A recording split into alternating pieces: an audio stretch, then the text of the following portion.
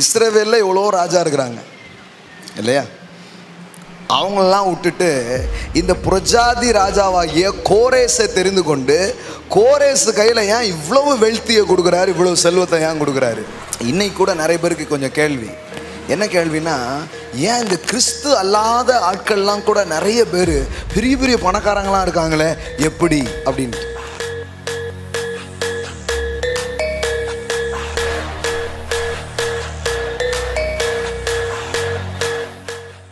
அதனால் சிலர் என்ன சொல்லிட்டாங்கன்னா, அது ஒன்றும் இல்லை, பிசாசு அவங்களுக்கு நிறைய பணத்தை கொடுத்து அவங்கள எங்கே கூட்டி போயிட்டுருக்கான், நரகத்துக்கு கூட்டி போயிட்டுருக்கான்.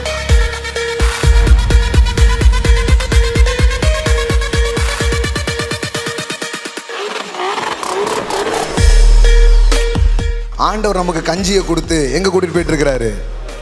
கஞ்சி கொடுக்குறது யாரு? பணம் கொடுக்குறது யாரு? இப்படி ஒரு தியாலஜி வச்சுக்கிட்டு சபை எப்படி உருப்படும் யோசித்து பாருங்க. அதனால கிறிஸ்தவங்க பூரா என்ன ஆயிடுச்சு, தரித்திர கோஷ்டியாக மாறிடுச்சு. உள்ள வரும்போது கூட சிலர் பணக்காரராக தான் வந்திருக்காங்க. இவங்க போதனையின் மகத்துவம்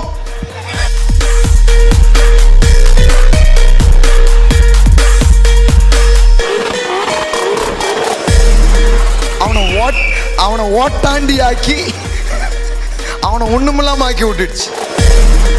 அன்னைக்கும் இஸ்ரவேல்ல எவ்வளவோ ராஜா இருந்தாலும் இந்த கோரேஸ் ஒருத்தன் தான் இதெல்லாம் ஏத்துக்கிட்டு சேர்றதுக்கு ரெடியா இருக்கிறான். அப்ப கடவுள் பார்த்தாரு, நீ இஸ்ரவேலனோ யாரோ, ஏன் வேலை நடக்கணும், இந்த பணத்தை புடி அப்படின்னு கோரேஸ் கையில கொட்டுன்னு கொட்டினாரு. எதுக்குங்க இப்படி ஒரு புரஜாதி ஆளை பெரிய ஆளாக்குறாரு? நம்ம தான் வேண்டாங்க. நம்ம அதை திட்டுறோம், அதை நம்புறதும் இல்லை, அதை ஏத்துக்கிறதும் இல்லை, பேசுற ஆளையே படாத பாடுபடுத்துறோமே. பாருங்க, இந்த புரஜாதி இந்த மன்னனா இருக்கிற இந்த கோரேஸ் கையில அவ்வளவு செல்வத்தை கொடுத்து அவனை வச்சு தேவாலயத்தை கட்ட வச்சார். ஒரு புரஜாதி மன்னனை கடவுள் நம்பி அவன் கையில அவனுக்கு தான் இவ்வளவு வாக்கு சொல்றாரு. வெண்கல கதவுகளை உடைச்சி இருப்பு தாளெல்லாம் முறிச்சு எல்லாத்தையும் உன் மேல வந்து நான் என்ன பண்றேன், கொட்டுறேன். அப்போ ஒண்ணு தெளிவு, தேவன் தான் ஒரு மனிதனை செல்வந்தராக்குகிறார். அப்போ இன்னைக்கு நீங்க யாரா வேணாலும் இருக்கலாம், என்ன வேணாலும் படிச்சிருக்கலாம், எந்த ஊர்லயும் இருக்கலாம், எந்த வாழ்க்கையை நீங்க வாழ்ந்துட்டு இருக்கலாம், சாதாரண பிள்ளைகளா நீங்க இருக்கலாம். நான் சொல்றேன், உங்கள் தேவன் உங்களை செல்வந்தராக்குகிற தேவன்.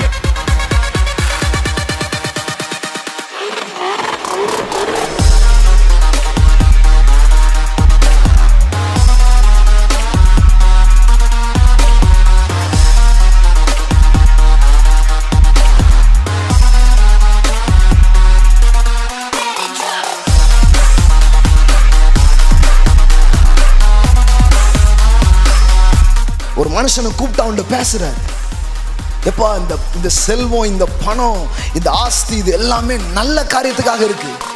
ஆனா என் நோக்கத்தை புரிஞ்சுக்கிட்ட ஒரு ஆளை நான் தேடுறேன். அந்த ஆளா நீ இருப்பன்னா கோரேஸ், உன் கையில எல்லாம் வரும், உன் கையில எல்லாம் வரும், உன் கையில எல்லாம் வரும்.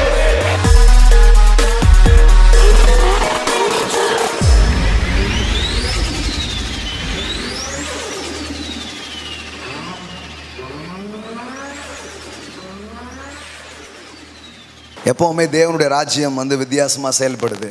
அது பாருங்க, உலக மனுஷனே ஒன்று கண்டுபிடிச்சி வச்சிருக்கிறான், இடுக்கண் வருங்கால் அப்படிங்கிறான். அப்படின்னா என்னன்னு தெரியல,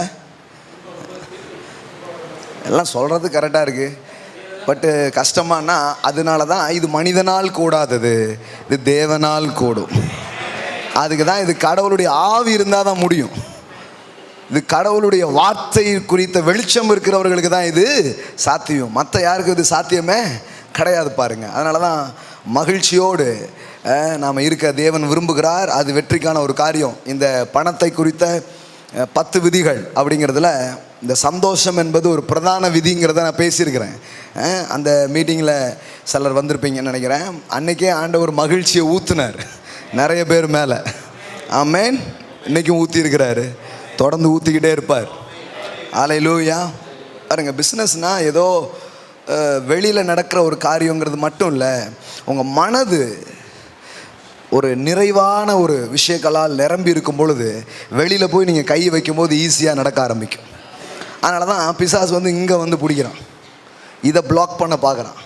இதில் கை வச்சுட்டா நீங்கள் தோத்துடுவீங்கன்னு என்ன பண்ணுங்க, அவனுக்கு நல்லா தெரியுது பாருங்களேன். கோலியாத்துக்கு முன்னாடி போய் தாவீது நின்னான்னா, தாவீதை பற்றி எவ்வளவு கீழா பேச முடியுமோ அவ்வளோ கீழா பேசுகிறான். யார்? கோலியாத். நான் என்ன நாயா கல் எடுத்துகிட்டு வந்திருக்கேன்? தங்களுடைய தேவர்களுடைய நாமத்தை சொல்லி இவனை என்ன பண்ணானா, அவன் வந்து தூசித்தான்னு போட்டிருக்குது. எப்போவுமே இந்த முதல்ல பாருங்களேன், நம்மளுடைய மென்டலி நம்மளை டயர்டாக்குறது தான் அவனுடைய ஒரு பெரிய யுக்தியாக இருக்குது. அதை மேற்கொள்றதுக்கான ஒரு வழி இருக்குதுன்னா, நல்ல பாட்டை போட்டு டான்ஸ் ஆடிடுங்க. நான் சொல்கிறேன் உங்களுக்கு, வீட்டிலையே ஆடுங்க. நம்மலாம் ஆடி ரொம்ப நாள் ஆச்சு.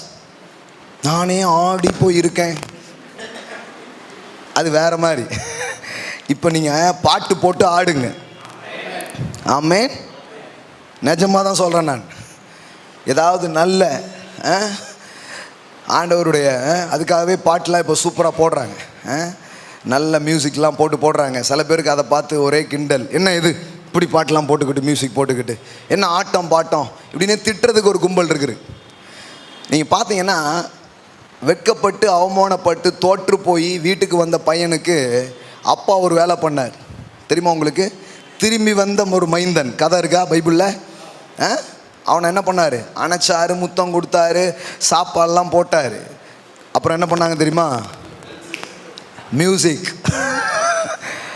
ஸ்டார்ட் மியூசிக்கை போட்டுட்டு வீடே கடந்து அலப்பறி பண்ணிக்கிட்டு இருக்குது. ஒரே சவுண்டு, ஒரே ஆட்டம், ஒரே பாட்டம்.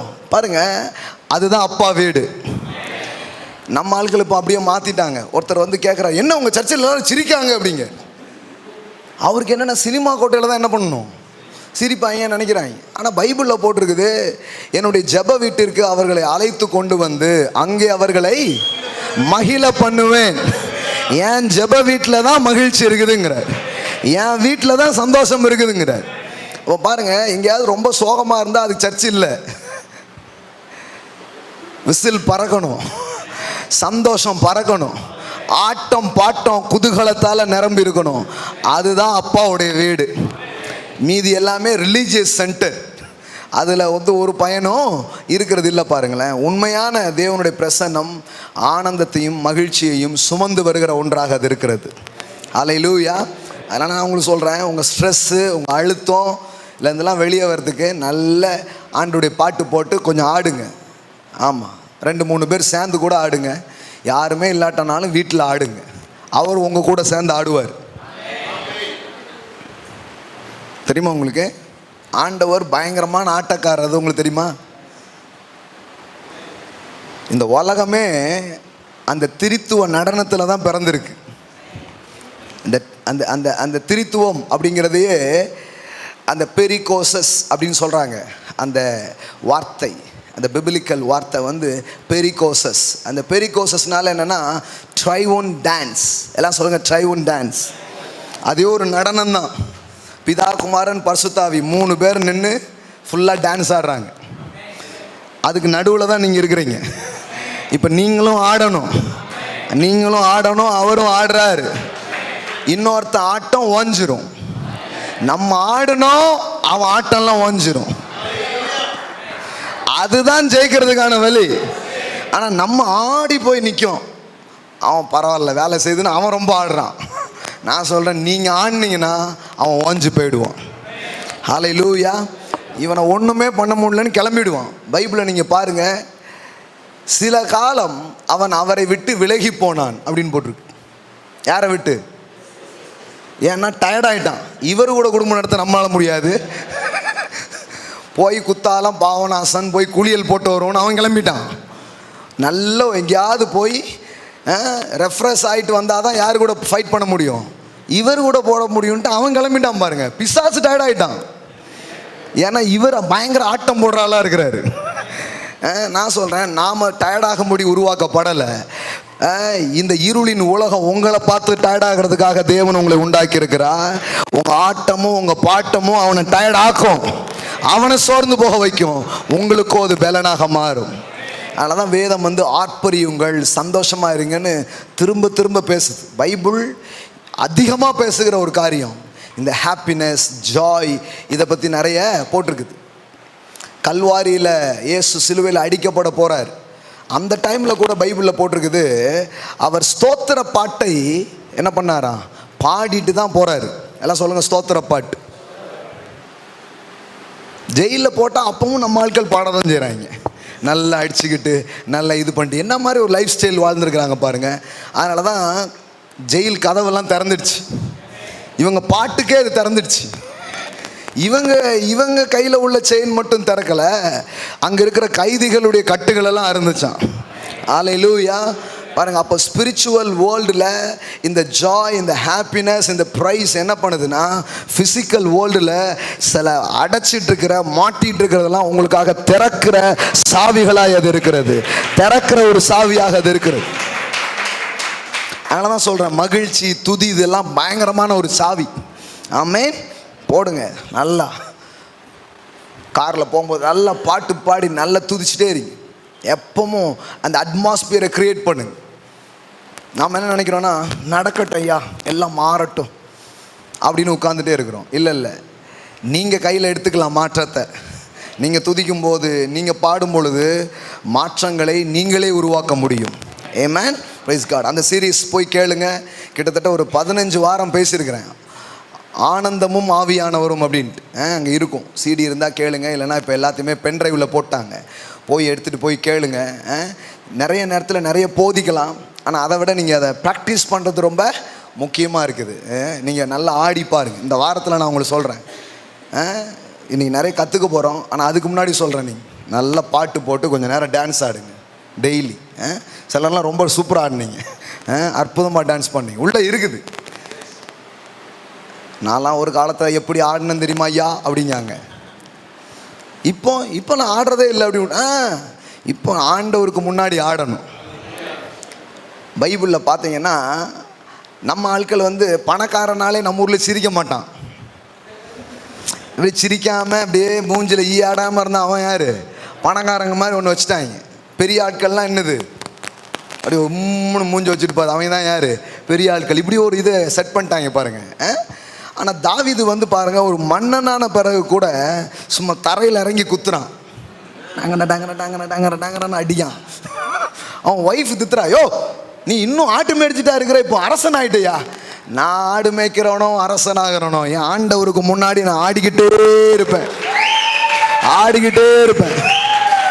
இப்பவும் ஆடுவேன், எப்பவும் ஆடுவேன். எந்த அளவுக்கு ஆடி இருக்கிறான்னா, கலண்டு விழுந்துடுச்சு. எப்படி ஆடி இருக்க நீங்க யோசிச்சு பாருங்களேன். கலண்டு விழுந்துடுச்சு. மரியாதையாவது அதாவது அவரை முதல்ல ஆடுவோன்னு பாடிட்டு இருக்கிறான். ஐயோ மானத்தை வாங்குறார அப்படின்ட்டு. அவன் என்ன சொல்றான்னா, இன்னைக்கு உனக்கு என் கதை உனக்கு தெரியல, நான் சாணி பின்னாடி போயிட்டு இருந்தேன், என்னை சக்கரவர்த்தி ஆக்கி இருக்கிறாரு. ஒண்ணுமே இல்லாம இருந்தேன், என்னை உயரத்துல உட்கார வச்சிருக்கிறாரு. நான் இன்னும் நீசனாவேங்கிறான், இன்னும் லோக்கலா இறங்கி குத்துவேன். அந்த அளவுக்கு என் தேவன் பாத்திரர் அப்படிங்கிறான். ஆமென். அதுதான் பாருங்க. அதனால காசுலாம் வரும், கண்டிப்பாக வரும். ஆனால் வாழ்க்கையை நீங்கள் அனுபவிக்கணும்னு ஆண்டவர் விரும்புகிறார். நிறைய பேர் காசெல்லாம் வச்சுட்டு அனுபவிக்காமல் உட்காந்துருக்குறாங்க. ஆனால் நம்ம ஆண்டவர் நமக்கு வெறும் காசு கொடுக்குற ஆண்டவர் கிடையாது, அனுபவிப்பதற்கான சக்தியையும் சேர்த்து கொடுக்குற ஒரு தேவன். ஹல்லேலூயா. ஒருத்தர் சொல்கிறாரு, ஒரு டைமில் பணமே கிடையாது, இப்போ பணம் வந்துட்டு இப்போ ஒன்றும் சாப்பிட முடியல, டாக்டர் ஒன்றும் சாப்பிடாதன்ட்டான் அப்படிங்கிறார். இந்த மாதிரி வாழ்க்கையெல்லாம் நமக்கு கிடையாது. கர்த்தர் அனுபவிப்பதற்கான சக்தியையும் சேர்த்து கொடுக்கிறார். ஹல்லேலூயா. நாம் வெறும் பணத்தை மட்டும் பெறலைங்க, எல்லா நலனுக்கும் ஊற்றா இருக்கிற தேவனை நாம் உடையவர்களாக இருக்கிறோம். ஹல்லேலூயா. அதனால உங்களுக்கு வெறும் காசு வர்றது மட்டும் இல்லை, ஒரு என்ஜாய்மெண்டான வாழ்க்கையை நீங்கள் வாழ்வீங்க, ஒரு ஆனந்தமான வாழ்க்கையை நீங்கள் வாழ்வீங்க, எல்லாத்தையும் அனுபவிப்பீங்க. ஆமென். கர்த்தர் அதுக்காகவே வச்சிருக்கிறார் எல்லாத்தையும். அதனால் நீங்கள் ஆடுறது பாடுறது இதெல்லாம் ரொம்ப அவசியம். பாருங்கள், நம்மெல்லாம் இது அவுட் ஆஃப் கல்ச்சருங்கிற மாதிரி ஒதுக்கிட்டோம். அப்படி கிடையாது. நம்ம கல்ச்சரில் பெண்களே ஆடுவாங்க, தெரியுமா உங்களுக்கு? நம்ம கல்ச்சர்லேயே இருக்குதுங்க. நம்ம இப்போ ஐரோப்பியன் கல்ச்சரை நம்ம கல்ச்சர் நினச்சிட்டு இருக்கிறோம். ஏன்னா அந்த யூரோப்பியன் அந்த காஸ்பல்லாம் சொன்னதுனால நம்ம அது நினச்சிக்கிட்டோம். அதனால தான் இப்படி பாடிட்டு இருக்கோம் சர்ச்சில் நின்று. என்ன பண்ணால் நாங்கள் கொயரில் பாடிட்டு இருக்கோம் அப்படிங்காங்க. ஏய் நம்ம ஊரில் பாடுற மாதிரி பாடுங்கப்பா. வேறு மாதிரி பாடிட்டு இருக்கிறேன். நம்ம ஊரில் நாற்று நடும்போது பாட்டு படிப்பாங்க, நெல் குத்தும்போது சுற்றியில் என்ன பண்ணுவாங்க, பாட்டு படிப்பாங்க. கும்மி ஆட்டம், கோலாட்டம், எல்லா ஆட்டமும் இங்கே இருக்குதுங்க. நம்ம கலாச்சாரத்தில் இருக்குது. இப்போ இயேசுவை பின்பற்றின பிறகு இன்னும் நல்லா ஆடணும். ஆமென். அதனால் ஆடுங்க. இந்த இந்த இந்த இந்த மாதமே நான் உங்களுக்கு சொல்கிறேன், நல்லா ஆடுங்க, நல்லா டான்ஸ் பண்ணுங்க, தேவனோட சேர்ந்து ஆடுங்க. நண்பர்களாக இருப்பீங்கன்னா நல்ல ஒரு பாட்டை போட்டு ஜோம் பண்ணிட்டு இருப்பீங்களா, வழக்கமாக ஒரு 10 பேர் 4 பேர். இனிமேல் என்ன பண்ணுங்கன்னா ஒரு பாட்டை போட்டு அரை மணி நேரம் ஆடுவோன்னு ஆடுங்க.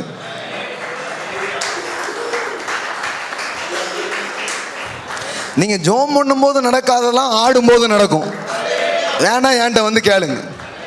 ஆமென். அது தீராவிட்டால் வந்து என்ன கேளுங்க, நான் கேரண்டி பண்ணுறேன் நான். ஆமாம், பெண்களாக சேர்ந்து அங்கங்கே ஜோம் பண்ணிட்டு இருப்பீங்கன்னா ஒரு நாள் எல்லாத்தையும் நிப்பாட்டிட்டு நல்ல ஒரு பாட்டு போட்டு நல்ல சுற்றியில் வந்து ஆடுங்க. அன்னைக்கு நடக்கிறது இதுக்கு முன்னாடி நடக்காத விட அதிகமாக நடக்க ஆரம்பிக்கும். ஆமென். சும்மா சொல்ல பாருங்கள், கண்டிப்பாக நடக்கும். ஏன்னா நம்ம என்ன பண்ணுறோன்னா வெற்றியை கொண்டாட மாட்டுக்கோம், வரட்டுமேன்னு காத்திருக்கிறோம். ஆண்டவர் சொல்றாரு, இப்போமே இருக்குது, நீ கொண்டாட கொண்டாட கொண்டாட கொண்டாட அது அப்படியே உனக்குள்ள வந்து மேனிஃபெஸ்ட் ஆக ஆரம்பிக்கும். அது அப்படியே வந்து உனக்குள்ள பழிக்க ஆரம்பிக்கும். உனக்காக தான் அது வெயிட்டிங். ஆமென். வரும் வரும், பாட பாட உள்ள வந்துடும் பாருங்க. பைபிளில் சொல்லியிருக்குது, பின்பு அந்நாள் துக்கமுகமாக இருக்கவில்லை. நிறைய பேர் ஜபம்லாம் பண்ணியிருக்காங்க, ஆனால் ஜபம் பண்ண பிறகும் துக்கமாக இருக்காங்க. அப்போ அது என்ன ஜபம்னு எனக்கு தெரியல. அதற்கு பிறகு அவள் எப்படி இல்லையா, குழந்தை பிறந்துடுச்சா? குழந்தை பிறகலை, ஆனால் உள்ளத்துக்குள்ள சந்தோஷம் பிறந்துடுச்சு, உள்ளத்துக்குள்ள மகிழ்ச்சி பிறந்துடுச்சு. இனிமேல் ஒரு மேட்டர் ஆஃப் டைம் தான், ஒரு 10 மாதம் தான் அது வெளியில் வந்துடும். ஆமென். களி கூர்ந்துக்கிட்டே இருங்க, மகிழ்ந்து கொண்டே இருங்க. இது இயற்கையாக முடியாது, ஆனால் ஆவியானவரோட சேர்ந்துக்கோங்க. என்னை மகிழ்ச்சி ஆக்குங்க, என்னை சந்தோஷப்படுத்துங்கன்னு சொல்லி ஆடுங்க, பாடுங்க, துதியுங்க, துள்ளுங்க. அதுக்காகவே நீங்கள் அழைக்கப்பட்டிருக்கிறீர்கள். You are worthy. நிறைய பேர் நினைக்கிறோன்னா, நான்லாம் ஆடுறதுக்கு தகுதியே கிடையாது பிரதர் அப்படின்னு ஒதுங்கி நிற்கிறீங்க. அந்த பொய்யை யாரோ உங்கள் காதில் ஓதி வச்சிருக்கிறான். அதை உடைங்க, அது உடைங்க. குடும்பமாக குழுவாக சேர்ந்து கடவுளை ஆடி பாடி துதியுங்க. மகிமையான காரியங்கள் உங்கள் வாழ்க்கையில் நடக்க ஆரம்பிக்கும். ஆமென். ஸோ இன்றைக்கி இது ரொம்ப சொல்லணும்னு தோணுச்சு, அதனால் இதை உங்கள் கூட ஷேர் பண்ணுறேன். ஸோ கர்த்தர் நல்லவர். நம்முடைய இந்த பொருளாதாரம் மற்றும் இந்த பிஸ்னஸ்மேன் இந்த கூட்டத்தை தேவன் அபரிதமாக ஆசீர்வதித்து வருகிறார். நிறைய பிள்ளைகள் வந்து இப்பொழுது வார்த்தைகளை கேட்டு ஆசீர்வதிக்கப்பட்டு கொண்டிருக்கிறார்கள். ஆமென். அற்புதமான காரியத்தை இன்றைக்கி மாலையில் நாம் படிக்க போகிறோம். போன வாரம் என்ன படித்தோம் அப்படின்னு ஞாபகம் இருக்குதா உங்களுக்கு? In him, through him, for him. எல்லாமே எங்கே இருக்கு?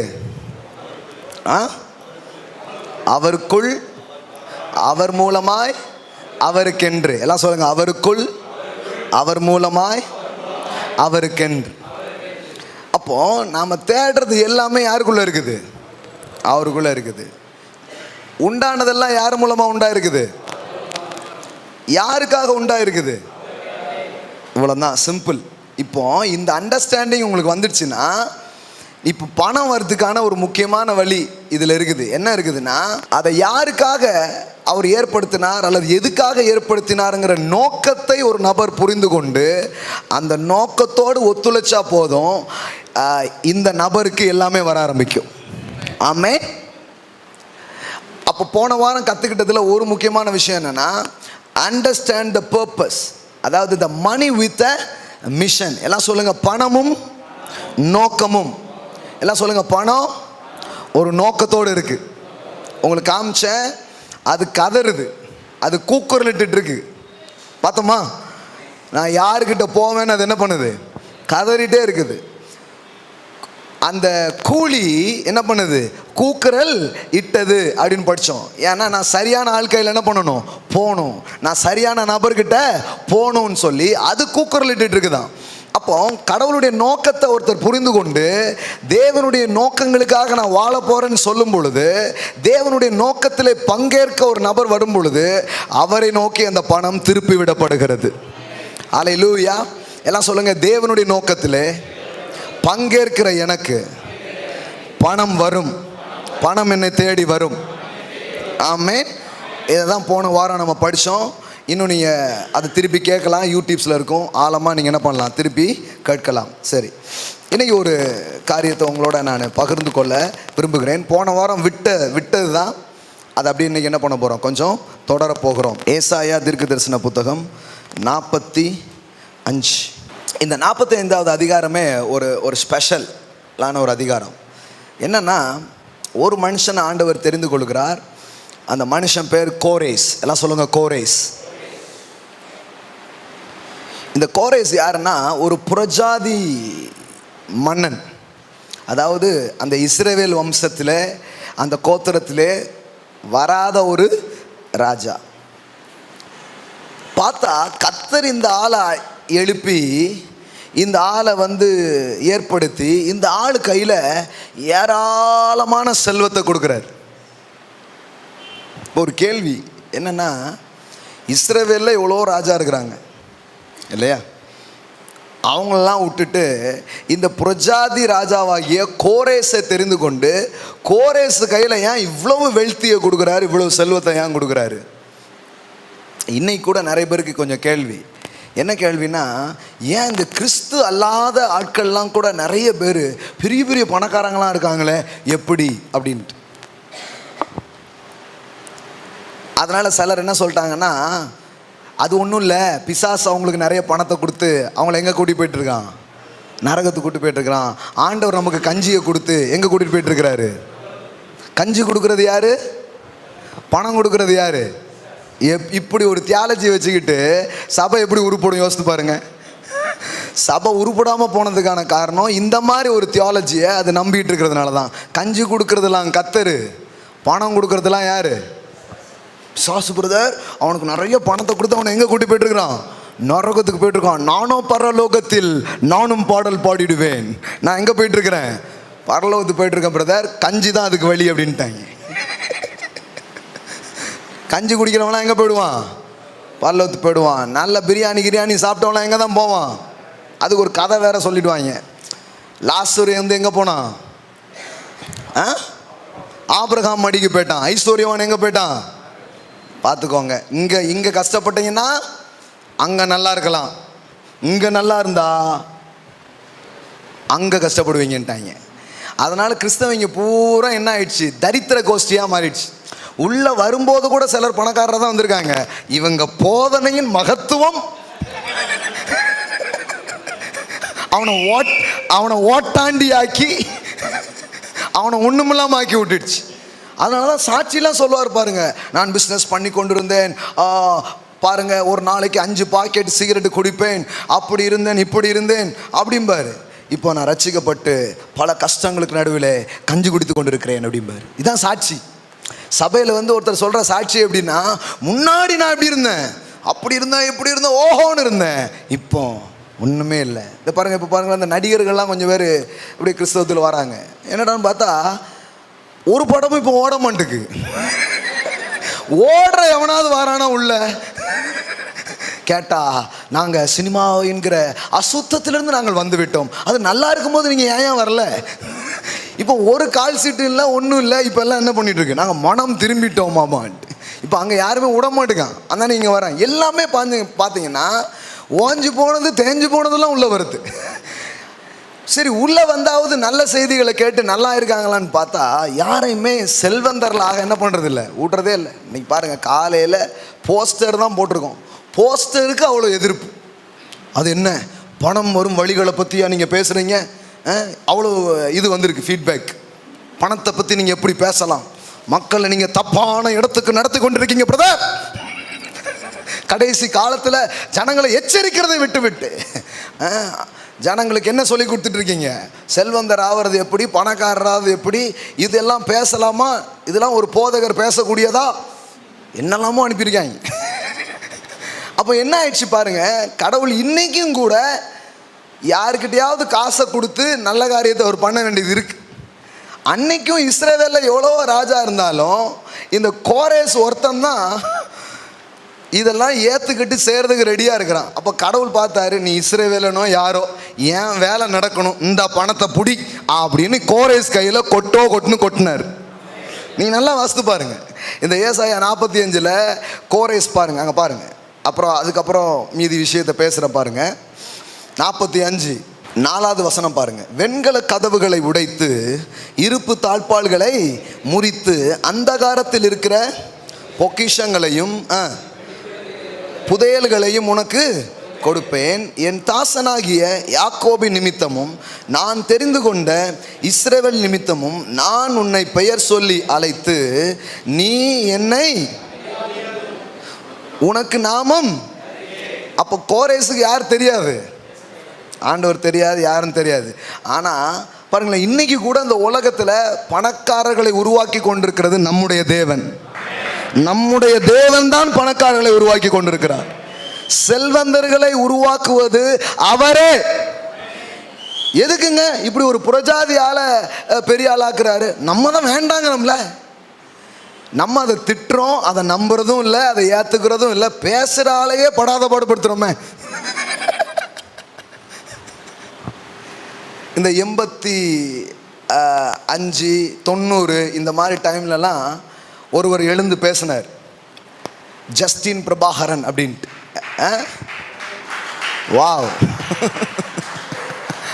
யாருக்கெல்லாம் தெரியும் அவரு? என்னங்க வியூஸ் ரோட்ல பேசிருக்கிறாரா? நம்ம இங்கேயா? அப்பா, பிரைஸ் காட். ஓகே, நானும் அவரை பார்த்ததே இல்லை. நீ கேட்டிருக்கீங்களா? அந்த டைமில் அவர் அந்த டைம்லையே இந்த செழிப்பு வெற்றி இதெல்லாம் பயங்கரமாக பேசினார். அப்போ பார்த்தீங்கன்னா இந்த பெரிய பெரிய ஹால்லாம் இருக்காது. அதனால் என்ன பண்ணுவாங்கன்னா அந்த சினிமா கோட்டைகளெல்லாம் வாடகைக்கு எடுத்து அதில் மீட்டிங் நடத்துவார். அந்த நேரத்திலே ஜனங்க தங்கமாக காணிக்கப்பட்டுவாங்க. வெளிநாடுகளுக்கு போய் அற்புதமான சத்தியத்தெல்லாம் கற்றுட்டு அந்த டைம்லேயே அவர் பேசி ஒரு கொஞ்ச நாளில் பெரிய புரட்சி அவர் கிளப்பினார். அவர் ஒரு சபைலாம் என்ன பண்ணிட்டாங்க தெரியுமா? கூடி, ஆண்டவரே ஒரு தப்பான ஆள் கிறிஸ்தவத்துக்குள்ளே வந்துட்டாரு, அவரை எடுத்துக்கோங்கன்னு ஜெபமே பண்ண ஆரம்பிச்சிட்டாங்க. அதாவது சூனியம் வைக்கிறது நீங்கள் கேள்விப்பட்டிருப்பீங்க, இது ஜெபத்தில் சூனியம் வைக்கிறது. நிஜமாங்க, அங்கங்கே கூடி ப்ரேயரே பண்ண ஆரம்பிச்சிட்டாங்க. பாருங்க, அவர் கொஞ்ச நாள் தான் இருந்தார். இவங்க ஜெபம் என்ன மந்திரமோ என்ன வச்சாங்களோ தெரில. அவர் இருந்த அந்த குறுகிய காலத்திலே பெரிய காரியங்களை செய்தார். அவர் போயிட்டாருன்னு நினைக்காதீங்க, அவருடைய வாரிசுகள் தான் நாங்கள் வந்திருக்கிறோம்.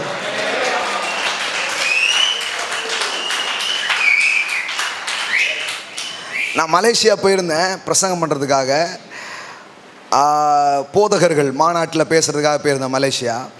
அப்போ ஒரு அந்த அங்கே கொஞ்சம் தோட்டங்கள்லாம் வேலை பார்க்குற ஆட்கள் சந்தித்தாங்க. அவங்க சொன்னாங்க, இந்த பிரசங்கங்கள் இந்த போதனைகள் எல்லாம் நாங்கள் கேட்கும்போது இந்த 95 இந்த டைமில் ஜஸ்டின் பிரபாகரன் வந்தார், அப்போ நடந்த மாற்றத்தை தான் இப்போ நாங்கள் பார்க்குறோன்னு. நான் சொன்னேன், ஒன்றும் கவலைப்படாதீங்க, அவங்க வாரிசுகள் தான் நாங்கள். அவரை நான் கண்ணால் பார்த்ததில்லை, ஆனால் அவர் சில பிரசங்கங்கள்லாம் 100 முறை கேட்டிருக்கிறேன், திரும்ப திரும்ப கேட்டிருக்கிறேன், மீண்டும் மீண்டும் கேட்டிருக்கிறேன். இந்த மாதிரி ஒரு செய்தியை தான் பேசணும்னு அந்த டீனேஜ் பாயாக இருக்கும்போதே நான் முடிவு பண்ணியிருக்கிறேன். அவன் பாருங்க, எதுவுமே முடிஞ்சு போயிடாது. ஆண்டவர் இது எப்படின்னா ஒரு தீபத்தை எடுத்து ஓடுற மாதிரி, ஒருத்தர் விட்டா கூட அடுத்த ஆள் கையில் அது வரும், அடுத்த சந்ததி கையில் அது வரும், அடுத்த ஆள் அது வரும். தேவன் அவர் விரும்பினதை செஞ்சே தீருவார்.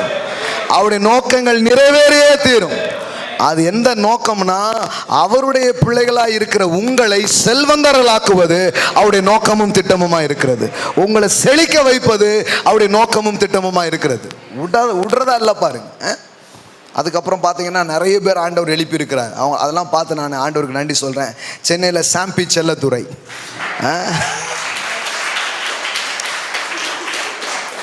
அவரெல்லாம் மௌன புரட்சி. இவர் நம்ம ஜஸ்டின் பிரபாகர் அதிரடி ஆட்டக்காரர், படார்னு அடிச்சு சடார்னு போயிட்டாரு. அவங்கெல்லாம் நின்று ஸ்கோர் பண்ணிட்டாங்க.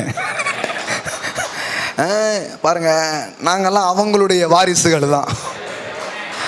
ஆமாம் ஆமாம், சும்மா நாங்கள் வரல. அப்படிப்பட்ட பயோனியர்ஸ், அப்படிப்பட்ட முன்னோடிகள் எல்லாம் தேவன் நம்முடைய தேசத்தில் எழுப்பியதுக்காக நான் தேவனுக்கு நன்றி சொல்லுகிறேன். அவர்களுக்காகலாம் நான் தேவனை ஸ்தோத்தரிக்கிறேன்.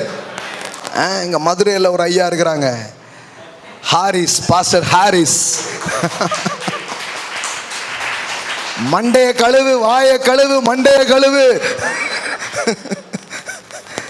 அதனால நீங்க நினைக்க கூடாது இது ஏதோ இது யாரும் பேசாததை நம்ம பேசுறோம், யாரும் சொல்லாததை நம்ம சொல்ல வந்திருக்கோம். அப்படி கிடையாது. ஆங்காங்க தேவன் சில ஆட்களை எழுப்பி அவருடைய ஜனத்தை வாழ வைக்கணுங்கிறதுல அவர் குறியோடு இருக்கிறார். அவர் கங்கணம் கட்டிட்டு இருக்கிறாருங்க. உங்களை வாழ வச்சே தீரணுங்கிறதுல அவர் குறியா இருக்கிறார். கடவுள் பாருங்க, அவர் நாமத்தை அறியாத ஒரு புறஜாதி ராஜா கையிலேயே இவ்வளவு கொடுப்பார்னா, இன்னைக்கு அவர் நாமத்தை நம்பி அவருடைய நாமத்தின் மீது விசுவாசம் உள்ளவர்களாய் அவரை ஏற்றுக்கொண்ட அவருடைய பிள்ளைகளாய் இருக்கிற உங்களுக்கு கொட்டி தருவார்னு நான் உங்களுக்கு சொல்லுகிறேன். கொட்டுன்னு நான் உங்களுக்கு சொல்லுகிறேன். கொட்டுங்க. அவர் நாமத்தை அறியாதவனுக்கே அவர் இவ்வளவு தராரு. அதான் இதுல இருக்கிற விஷயம். ஏன் தராரு? நீங்கள் போய் பார்த்தீங்கன்னா ஒரு அரசியல்வாதியும் ஒரு சினிமா நடிகரும் இன்னைக்கு உலகத்தில் இருக்கிற பிஸ்னஸ் மேனும் பார்த்தீங்கன்னா வீடே ஏக்கர் கணக்கில் கட்டுறாங்க. போய் அவங்க கதைகள்லாம் படித்தா நம்ம ஆளுகள் பாருங்கள் ஒரு 2-2.5 சென்ட்டுக்கு ஏதாவது கட்டிக்கிட்டு ஐயா பால் காய்க்கலாம்னு நினச்சிட்டு இருக்காங்க. அங்கே பார்த்தா ஏக்கர் கணக்கில் வாங்கிறாங்க. வீடே அவ்வளோ பெரிய வீடு கட்டுறாங்க. பெரிய பெரிய காரியங்கள்லாம் பண்ணிக்கிட்டு இருக்கிறாங்க. எத்தனையோ மில்லியன் கோடிகளுக்கு அதிபதிகள் அவங்க என்ன பண்ணுறாங்க, உட்கார்ந்துட்டு இருக்கிறாங்க. நம்ம என்ன பண்ணிட்டு இருக்கிறோன்னா அவனெல்லாம் திட்டிக்கிட்டு அவனெல்லாம் பற்றி மோசமான வார்த்தைகளை பேசிக்கிட்டு சபையிலையும் இப்படி யாராவது பேசினா அவங்களையும் திட்டிட்டு ஒரு கும்பல் என்ன பண்ணிடுச்சு, போயிடுச்சு. ஆனால் இன்னைக்கு இங்கே வந்திருக்கிறது அப்படிப்பட்ட கும்பலே கிடையாது. அவர் யார் என்பதை அறிந்து ஒரு புதிய தலைமுறை ஒன்று தேவன் எழுப்பி கொண்டிருக்கிறார். அப்படிப்பட்ட பிள்ளைங்க தான் இன்னைக்கு இந்த இடத்துக்கு வந்திருக்கிறாங்க. அப்படிப்பட்டவர்களை தேவன் தெரிந்து கொண்டு இந்த இடத்துக்கு அனுப்பி கொண்டு வந்திருக்கிறார். அதனால நான் சொல்றேன், இதுக்கு முந்தைய தலைமுறை செய்த பிழையை நாம் செய்ய போவதில்லை. நாம் எழுந்து சுதந்திரிக்கிறவர்களாக இருக்க போகிறோம். எழுந்து பெற்றுக்கொள்கிறவர்களாக நாம் இருக்க போகிறோம். நான் சொல்றேன், இனிமே அரசியல்வாதி கையில நிறைய இருந்ததுன்னு பேச்சு இருக்காது.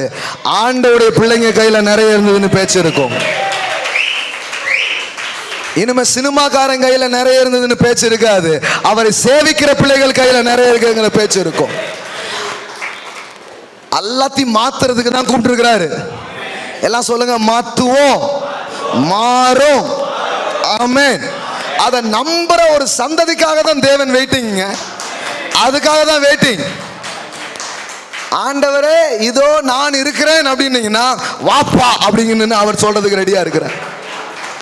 எப்பவுமே ஆண்டவர் ரொம்ப ஈகரா இருக்கிறார். யார்ட்டையாவது கொடுக்கணும், ஒரு நல்ல காரியம் தேசத்துல நடக்கணும். பாருங்க, இந்த புறஜாதி இந்த மன்னனா இருக்கிற இந்த கோரேஸ் கையில அவ்வளவு செல்வத்தை கொடுத்து அவனை வச்சு தேவாலயத்தை கட்ட வச்சார். தேவாலயத்தை யார் கட்டினா தெரியுமா?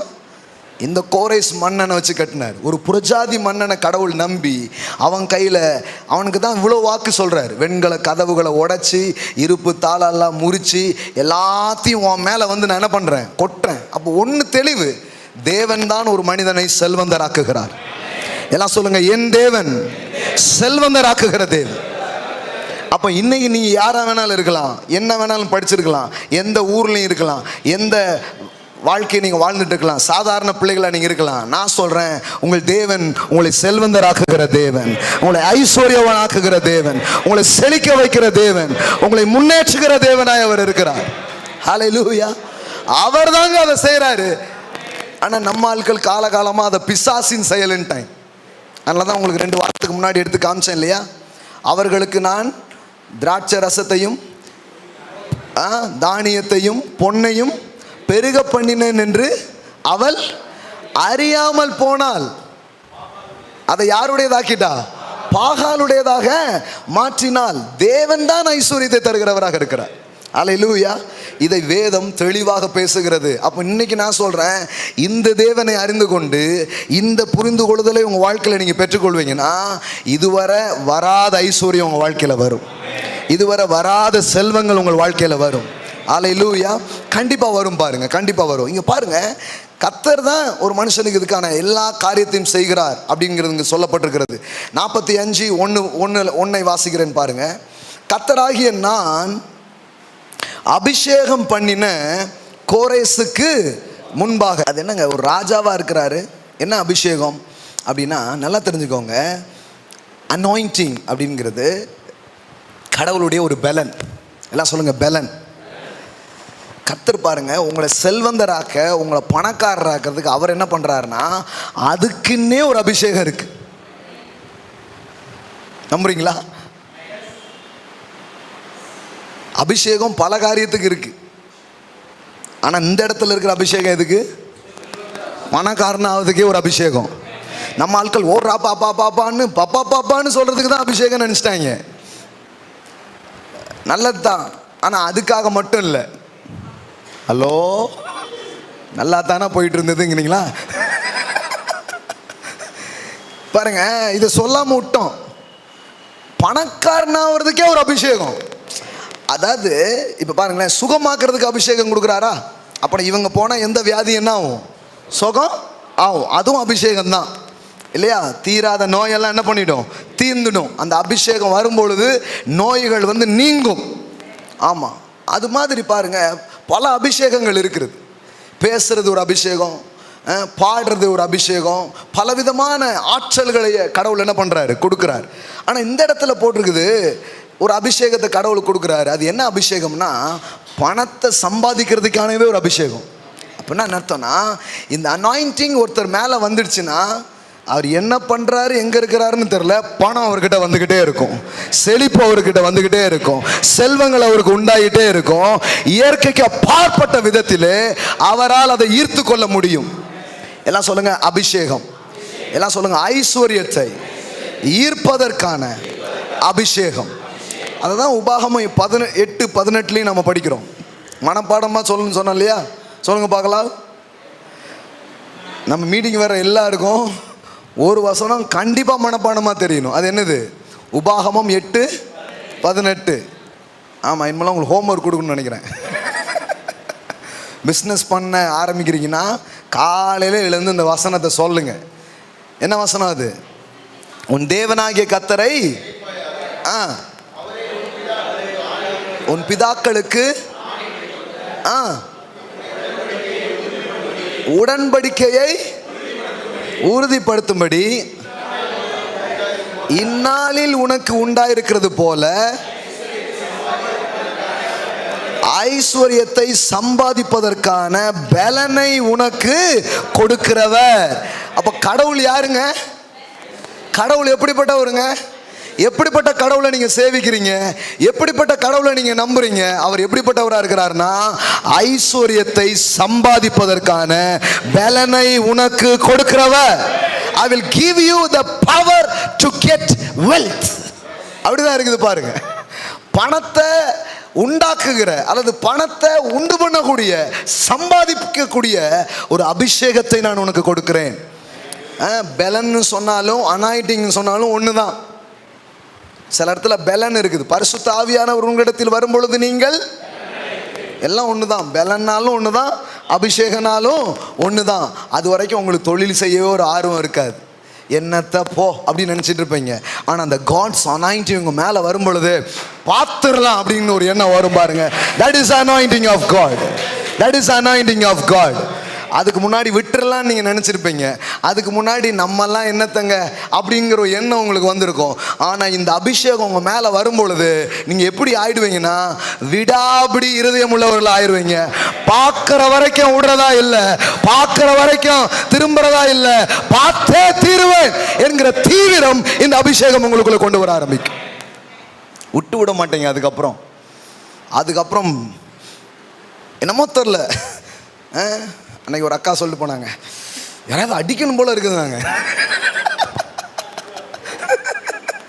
வரும்போது இப்படி வந்தாங்க, உள்ள முறுக்கி ஏறிடுச்சு. கேட்க கேட்க கேட்க கேட்க ஐயோ யாராவது போய் உங்கள் கடன் அடிங்க, போய் உங்கள் பிரச்சனையை போய் அடிங்க. அதுதான் பாருங்கள் அனாயிண்டிங். அனாயிண்டிங் மேலே வரும்போது ஏதோ கீழே விழுறதும் சிரிக்கிறதும் அந்நிய பாஷை பேசுறது மட்டும் இல்லை, அது மட்டும் அதனுடைய மேனிஃபெஸ்டோன்னா நீங்கள் நினச்சிடக்கூடாது. போய் ஒரு பிஸ்னஸை பண்ண ஆரம்பிப்பீங்க, ஒரு தொழிலை பண்ண ஆரம்பிப்பீங்க. ஏதோ ஒரு பலன் உங்கள் மேலே இருந்துக்கிட்டே இருக்கும். ஒரு இயற்கைக்கு அப்பாற்பட்ட பலன். மற்றவங்களாம் டயர்டாகிடுவான், மற்றவங்களாம் சோர்ந்து போயிடுவாங்க, மற்றவங்கெல்லாம் இந்த ஆட்சி முடியட்டும்னே வெயிட் பண்ணிட்டு இருப்பாங்க. ஆனால் உங்களுக்கு என்னென்ன இருக்கும்னா, எனக்கு காட்சி தெரிகிறது, எனக்கு முன்னாடி ஒரு காட்சி ஓடிக்கிட்டே இருக்குது. தரிவின் நாட்களிலும் கோரேசி நாட்களிலும் தானியேலின் காரியம் ஜெயமாயிருந்தது என்று எழுதியிருக்கிறது. ராம ஆண்டான ராவண ஆண்டான எனக்கு ஒரு கவலை இல்லை. யார் வந்தானங்க, என் மேல உங்க மேல இருக்கிற அபிஷேகம் உங்களை செல்வந்தர்களாக மாற்றும், உங்களை சுதந்திரிக்கிறவர்களாக மாற்றும், உங்க வாழ்க்கையில செழிப்பை அது கொண்டு வரும். ஆட்சியை வச்சு உங்க வெற்றி தீர்மானிக்கப்படுறது இல்லை. அதனால பயப்படாதீங்க. ஒரு காலம் வரும் நம்மளே ஆட்சி அமைப்போம். கண்டிப்பாங்க, கண்டிப்பா கண்டிப்பா. அன்னைக்கு கூட நம்ம சிஸ்டர் வந்து ப்ராஃபஸி சொல்லிட்டு இருந்தாங்க, இங்க நிறைய எம்எல்ஏக்கள் எம்பிகள் வந்து இங்க உட்காருவாங்க. ஆமா, இங்க வந்து உட்காருவாங்க. ஒரு நாள் வருது, நம்ம கையை காட்டுறவங்க தான் சீட்லயே அமர முடியும். அவ்வளோ பெரிய ஒரு இன்ஃப்ளூயன்ஸை கர்த்தர் நமக்கு தருவார். அவ்வளோ பெரிய காரியத்தை அவர் தருவார். ஆமென். அரசியல் உலகத்தெல்லாம் நினைச்சு பயப்படாதீங்க, பயப்படாதீங்க. முதல்ல பார்த்து சொல்லுங்க, பயப்படாதீங்க. யாரும் உங்க தலையெழுத்தை எழுத முடியாது. முதல்ல இந்த மனுஷனுக்கு பயப்படுறதை விடுங்க. ஊழியம் செஞ்சாலும் சரி, பிஸ்னஸ் செஞ்சாலும் சரி, இந்த மனுஷனுக்கு பயப்படுறத முதல்ல நிறுத்துங்க. அவன் யாருங்க உங்களை தடுத்து நிறுத்துறதுக்கு? அவன் என்ன செய்வான்? அதனாலதான் சொல்லணும், கர்த்தர் எனக்கு சகாயர், நான் பயப்படேன், மனுஷன் எனக்கு என்ன செய்வான் என்று சொல்லலாமே. முதல்ல இது போயிடணும். ஏன்னா நமக்கு எல்லாமே ஏதாவது சொல்லிடுவானோங்கிற பயம், ஏதாவது பண்ணிடுவாங்களோ ஒரு பயம். இந்த பைபிளில் போட்டிருக்குது, மனுஷனுக்கு பயப்படும் பயம் கண்ணியை வருவிக்கும். அது ஒரு விதமான பாண்டேஜ். இன்னைக்கு மக்கள் எழுந்து எதையும் பண்ணாத காரணம் என்ன தெரியுமா? யாராவது ஏதாவது சொல்லிட்டா, ஏதாவது பேசிட்டாங்கன்னா, அப்படி ஆயிட்டுனா ஒன்றும் பண்ண முடியாது. உங்க தலையில் இருக்கிற ஒரு விழாது அப்படின்னு இருக்கிற பைபிளில் மயிருன்னு தான் போட்டிருக்கு. மாடலாக நம்ம அதை வேற மாதிரி சொன்னதுனால ஒரு முடி அப்படின்னு நம்ம படிக்கிறோம். ஆனால் இப்பவும் பைபிள் அப்படி தான் இருக்குது. ஏசு சொல்லிட்டார், ஒரு மயிரும் விழாது அப்படின்ட்டார். பயப்படாதீங்க. முதல்ல ஏதாவது பண்ணணும்னா கொஞ்சம் தைரியம் உங்களுக்கு வேணும். அதுவும் நான் பேசியிருக்கிறேன், தில்லுக்கு துட்டு. இதே கூட்டத்தில் தான் பேசியிருக்கிறேன், கேளுங்க. எல்லாம் சொல்லுங்க, தில்லுக்கு துட்டு. பயப்படாதீங்க, தில்லாறீங்க, கெத்தாறீங்க. கர்த்தரே உங்க பக்கம் இருக்கிறாரு. உங்களை யாரும் எதுவும் பண்ணிட முடியாது, உங்களை யாரும் எதுவும் தடுத்து நிறுத்திட முடியாது. நான் உன் கூட இருக்கிறேன், உயிரோடு இருக்கிற நாளெல்லாம் நான் உன் கூட இருக்கிறேன். நான் உன்னை விட்டு விலகுவதும் இல்லை, உன்னை கைவிடுவதும் இல்லை என்று சொல்லியிருக்கிறார். ஆகையால் அவர் உங்க கூட இருக்கிறாரு. அதனால எந்த காரியத்தையும் நீங்க தாண்டி வருவீங்க. பயப்படாதீங்க. ஐயோ அவன் திருப்புவாருங்க. ராஜாக்களின் இருதயங்களை கூட நீர்க்கால்களை போல உங்களுக்காக திருப்புகிற ஒரு தேவனாக அவர் இருக்கிறார். நான் நம்புறேன். அதனால தான் நான் யாரையாவது போய் பிடிச்சி, யாரையாவது போய் இது பண்ணி அதனால் ஏதாவது பண்ண முடியுமா நான் யோசிச்சதே கிடையாது. நான் நிற்கிறதெல்லாம் அந்த கண்மலை மேலே தான். அது உழவே உழாது, அது என்னை காக்கும். ஆமென். யார் வரட்டும் எது வரட்டும், என்ன தம்பி கொஞ்சம் வயசுல என்னெல்லாமோ பண்றீங்கன்ட்டு, வயசு மேட்டர் இல்லைங்க, அவர் கூட இருக்கிறாருங்கிற அறிவு தான் மேட்டர். நிறைய பேர் வந்து கேட்பாங்க, எவ்வளோ நான் அவ்வளோ இருக்கும்னு நினச்சேன், இவ்வளோ தான் அவங்களுக்கு ஆகுதாகுமாங்க. ஏன்னா இவங்க எல்லாருக்கும் ஒரு கால்குலேஷன் இருக்குது, அதுவா இதுவான்ட்டு. நீங்கள் முதிர் வயதா இளைஞராங்கிறது முக்கியம் இல்லை, நீங்கள் தேவனை குறித்த அறிவை உடையவர்களாக இருக்கிறீர்களா, அதுதான் முக்கியம். நல்லா கவனிங்க, தைரியமா இருங்க. பார்த்து சொல்லுங்க, தைரியமா இருங்க, பயப்படாதீங்க. யார் வேணாலும் வரட்டும், நீங்க ஜெயிப்பீங்க. உங்க தொழில் தடைபடாது, உங்க தொழில் தடைபடாது. நீங்க முன்னேறிக்கிட்டே இருப்பீங்க, நீங்க முன்னேறிக்கிட்டே இருப்பீங்க, நீங்க வளர்ந்துகிட்டே இருப்பீங்க. ஒரு ஆளும் தடுக்க முடியாது. நான் சொல்லணும் உங்களுக்கு, அதை நம்புங்க. முதல்ல அது உள்ள வரணும். ஒரு வழியாய் வருவதெல்லாம் 7 வழியா ஓடி போகும், ஒரு வழியாய் வர்றதெல்லாம் 7 வழியா ஓடிப்போ. ஒருவனும் எதிர்த்து நிற்பதில்லை. அதாங்க வாக்கு. இல்லை அவன்லாம் இருக்கான், பெரிய பெரிய ஆளுக்கெல்லாம், எந்த கொம்பனும் இருக்கட்டும், யார் வேணாலும் இருக்கட்டும், உங்க கூட இருக்கிறவர் அவனை விட பெரியவர், உலகத்தில் இருக்கிறவனிலும் பெரியவர் உங்களுக்குள்ளாக அவர் இருக்கிறார். அஞ்சாதே, நான் உன் ஆண்டவர். அதான் வாக்கு பாருங்க, அதான் வாக்கு. அதை பிடிச்சிக்கோங்க.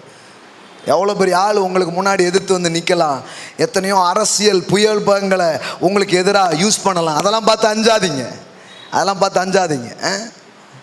நான் இப்போ வந்து பைபிள்லாம் படித்து தெரிஞ்சுக்கிறோம். ஒரு டைம் வந்து பாட்ஷா பார்த்துட்டு இருந்தேன் பாருங்க, இப்பவும் பார்ப்பேன், ரொம்ப பிடிக்கும். இப்போ விட்டாருன்னு சொல்லுவாருன்னு நினச்சேங்கிறாங்க நிறைய பேர். இப்போ ரொம்ப கரெக்டாக பிடிப்பேன் நான். ஒடி வருவான் ஒருத்தன், சொல்லுவான் போலீஸ் அவங்க பக்கம் போயிட்டாங்க, வேற அரசியல்வாதிகள் அவங்க பக்கம் போயிட்டாங்க. போடா, ஆண்டவனே நம்ம பக்கம். போடா, ஆண்டவனே நம்ம பக்கம். ஐயோ, இந்த இந்த அறிவு கிறிஸ்தவங்களுக்கு இருந்தா எவ்வளோ நல்லா இருக்கும். இந்த வெளிச்சம் நமக்கு மட்டும் இருந்தா என்ன என்ன ஆயிருந்திருக்கு யோசித்து பாருங்க. நம்ம வந்து அவர் எங்கேயோ போயிட்டாரு பிரதர், கண்டிப்பா நான் என் கூட இருக்க மாட்டாரு, இப்படி யோசனை உட்கார்ந்துட்டு இருக்கிறாங்க. பக்கத்தில் பார்த்து சொல்லுங்க, ஆண்டவரே நம்ம பக்கம். பைபிளில் போட்டிருக்கு பாருங்களேன், ரோமரில் இருக்குது. என்ன இருக்குது?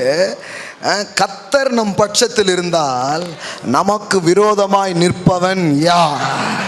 ஹல்லேலூயா. If God is your side, I tell you, you are a winning side. தேவன் எந்த பக்கம் இருக்கிறாரோ அதுதான் ஜெயிக்கிற அணியா இருக்கும். அவர் உங்க பக்கமா இருக்கிறாருன்னா நீங்க தான் ஜெயிப்பீங்க. Hallelujah. You are the winning side. Hallelujah. எல்லாம் சொல்லுங்க, ஆண்டவர் என் பக்கம். Hallelujah.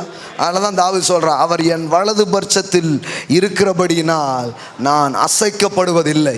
என்ன தெனாவட்டா வசனம் மாதிரியே இல்லை, தெனாவட்டா பேசுகிற மாதிரியே இருக்குது. அசைக்க முடியாது. தாவீது ஒரு தனி மனிதங்க. அவனுக்கு விரோதமாக ஒரு நாடு, அந்த ராஜா, அதன் இராணுவம் எல்லாம் எதிராக இருக்கு. நீங்கள் யோசித்து பாருங்க, கம்பாரிசனை பாருங்க. ஒரு தனி மனிதனுக்கு விரோதமாக ஒரு நாடே எழும்பி இருக்கு, அந்த நாட்டின் இராணுவமே எழும்பி இருக்கு, அந்த நாட்டின் ராஜாவே எழும்பி இருக்கிறான். ஆனால் இவன் ஒரு சிங்கிள் மேன், சுண்டு விரல கூட ஒன்றும் பண்ண முடியல, சுண்டு விரல கூட அசைக்க முடியல. தேவன் அவனை காத்தா, தேவன் அவனை பாதுகாத்தா. கர்த்தர் அவனுக்கு கேடகமாக, அடைக்கலமாக, கோட்டையாக கூடவே இருந்தார் பாருங்க. ஒரு இன்னொரு பெரிய வாய்ப்பு என்ன தெரியுமா? சவுலை அறுத்து போடுற வாய்ப்பு அவனுக்கு கிடைக்கும் ஒரு டைம். அப்போ என்ன பண்ணிட்டான்னா, அவனுடைய அந்த ட்ரெஸ் தொங்குல ஓரத்தை மட்டும் கட்டிட்டு வெட்டிட்டு வந்துட்டான். ஒரு நாள் இவனை கொல்ல வந்திருக்கும் போது அவன் காட்டுறான், சவுல் நடுங்கிட்டான். பாஸ் அன்னைக்கே கதையை முடிச்சிருப்போம். இங்கே வந்து முடியாததுனால உட்காரல, ஒருத்தர் முடிப்பேன் இருக்கிறாரு, அதனால நான் உட்கார்ந்துட்டு இருக்கிறேன். என் வேலை வரும், என் நேரம் வரும், அன்னைக்கு அவர் என்ன உட்கார வைப்பாரு. அவர் என்னைக்கு என்னை அரியாசனத்தில் உட்கார வைப்பாரு. என்னை அபிஷேகம் பண்ணினவர், எனக்கு வாக்கு சொன்னவர் பொய் சொல்லுகிறது இல்லை. சரியான நேரத்தில் சரியான இடத்துல அவர் உங்களை என்னை அமர வைக்கிறவராக அவர் இருக்கிறார். இடையில எந்த சவுளின் ஆட்டமும் பலிக்காது, எந்த சதியாட்டமும் பலிக்காது, எந்த சகுனி ஆட்டமும் பலிக்காது. ஆண்டவர் உங்களை உயர்த்தி வைப்பாருங்க. அரியாசனத்தில் நீங்க அமருவீங்க. நான் உங்களுக்கு சொல்றேன், சவுலாவது யாராவது, சவுல் வந்தாலும் சரி, சகுனி வந்தாலும் சரி, சகுனி ஆட்டமோ சவுல் ஆட்டமோ, தாவீது மன்னனாவது தான், அரசனாவது தான். அதை யாரும் தடுத்து நிறுத்த முடியாது. ஆமென். ஏன்னா இவன் தலையில் ஒரு எண்ணெயை ஊத்துனார் பாருங்க, ஆடு மேய்ச்சிட்டு இருக்கும்போது ஊத்துனார், அரசனாவாய்.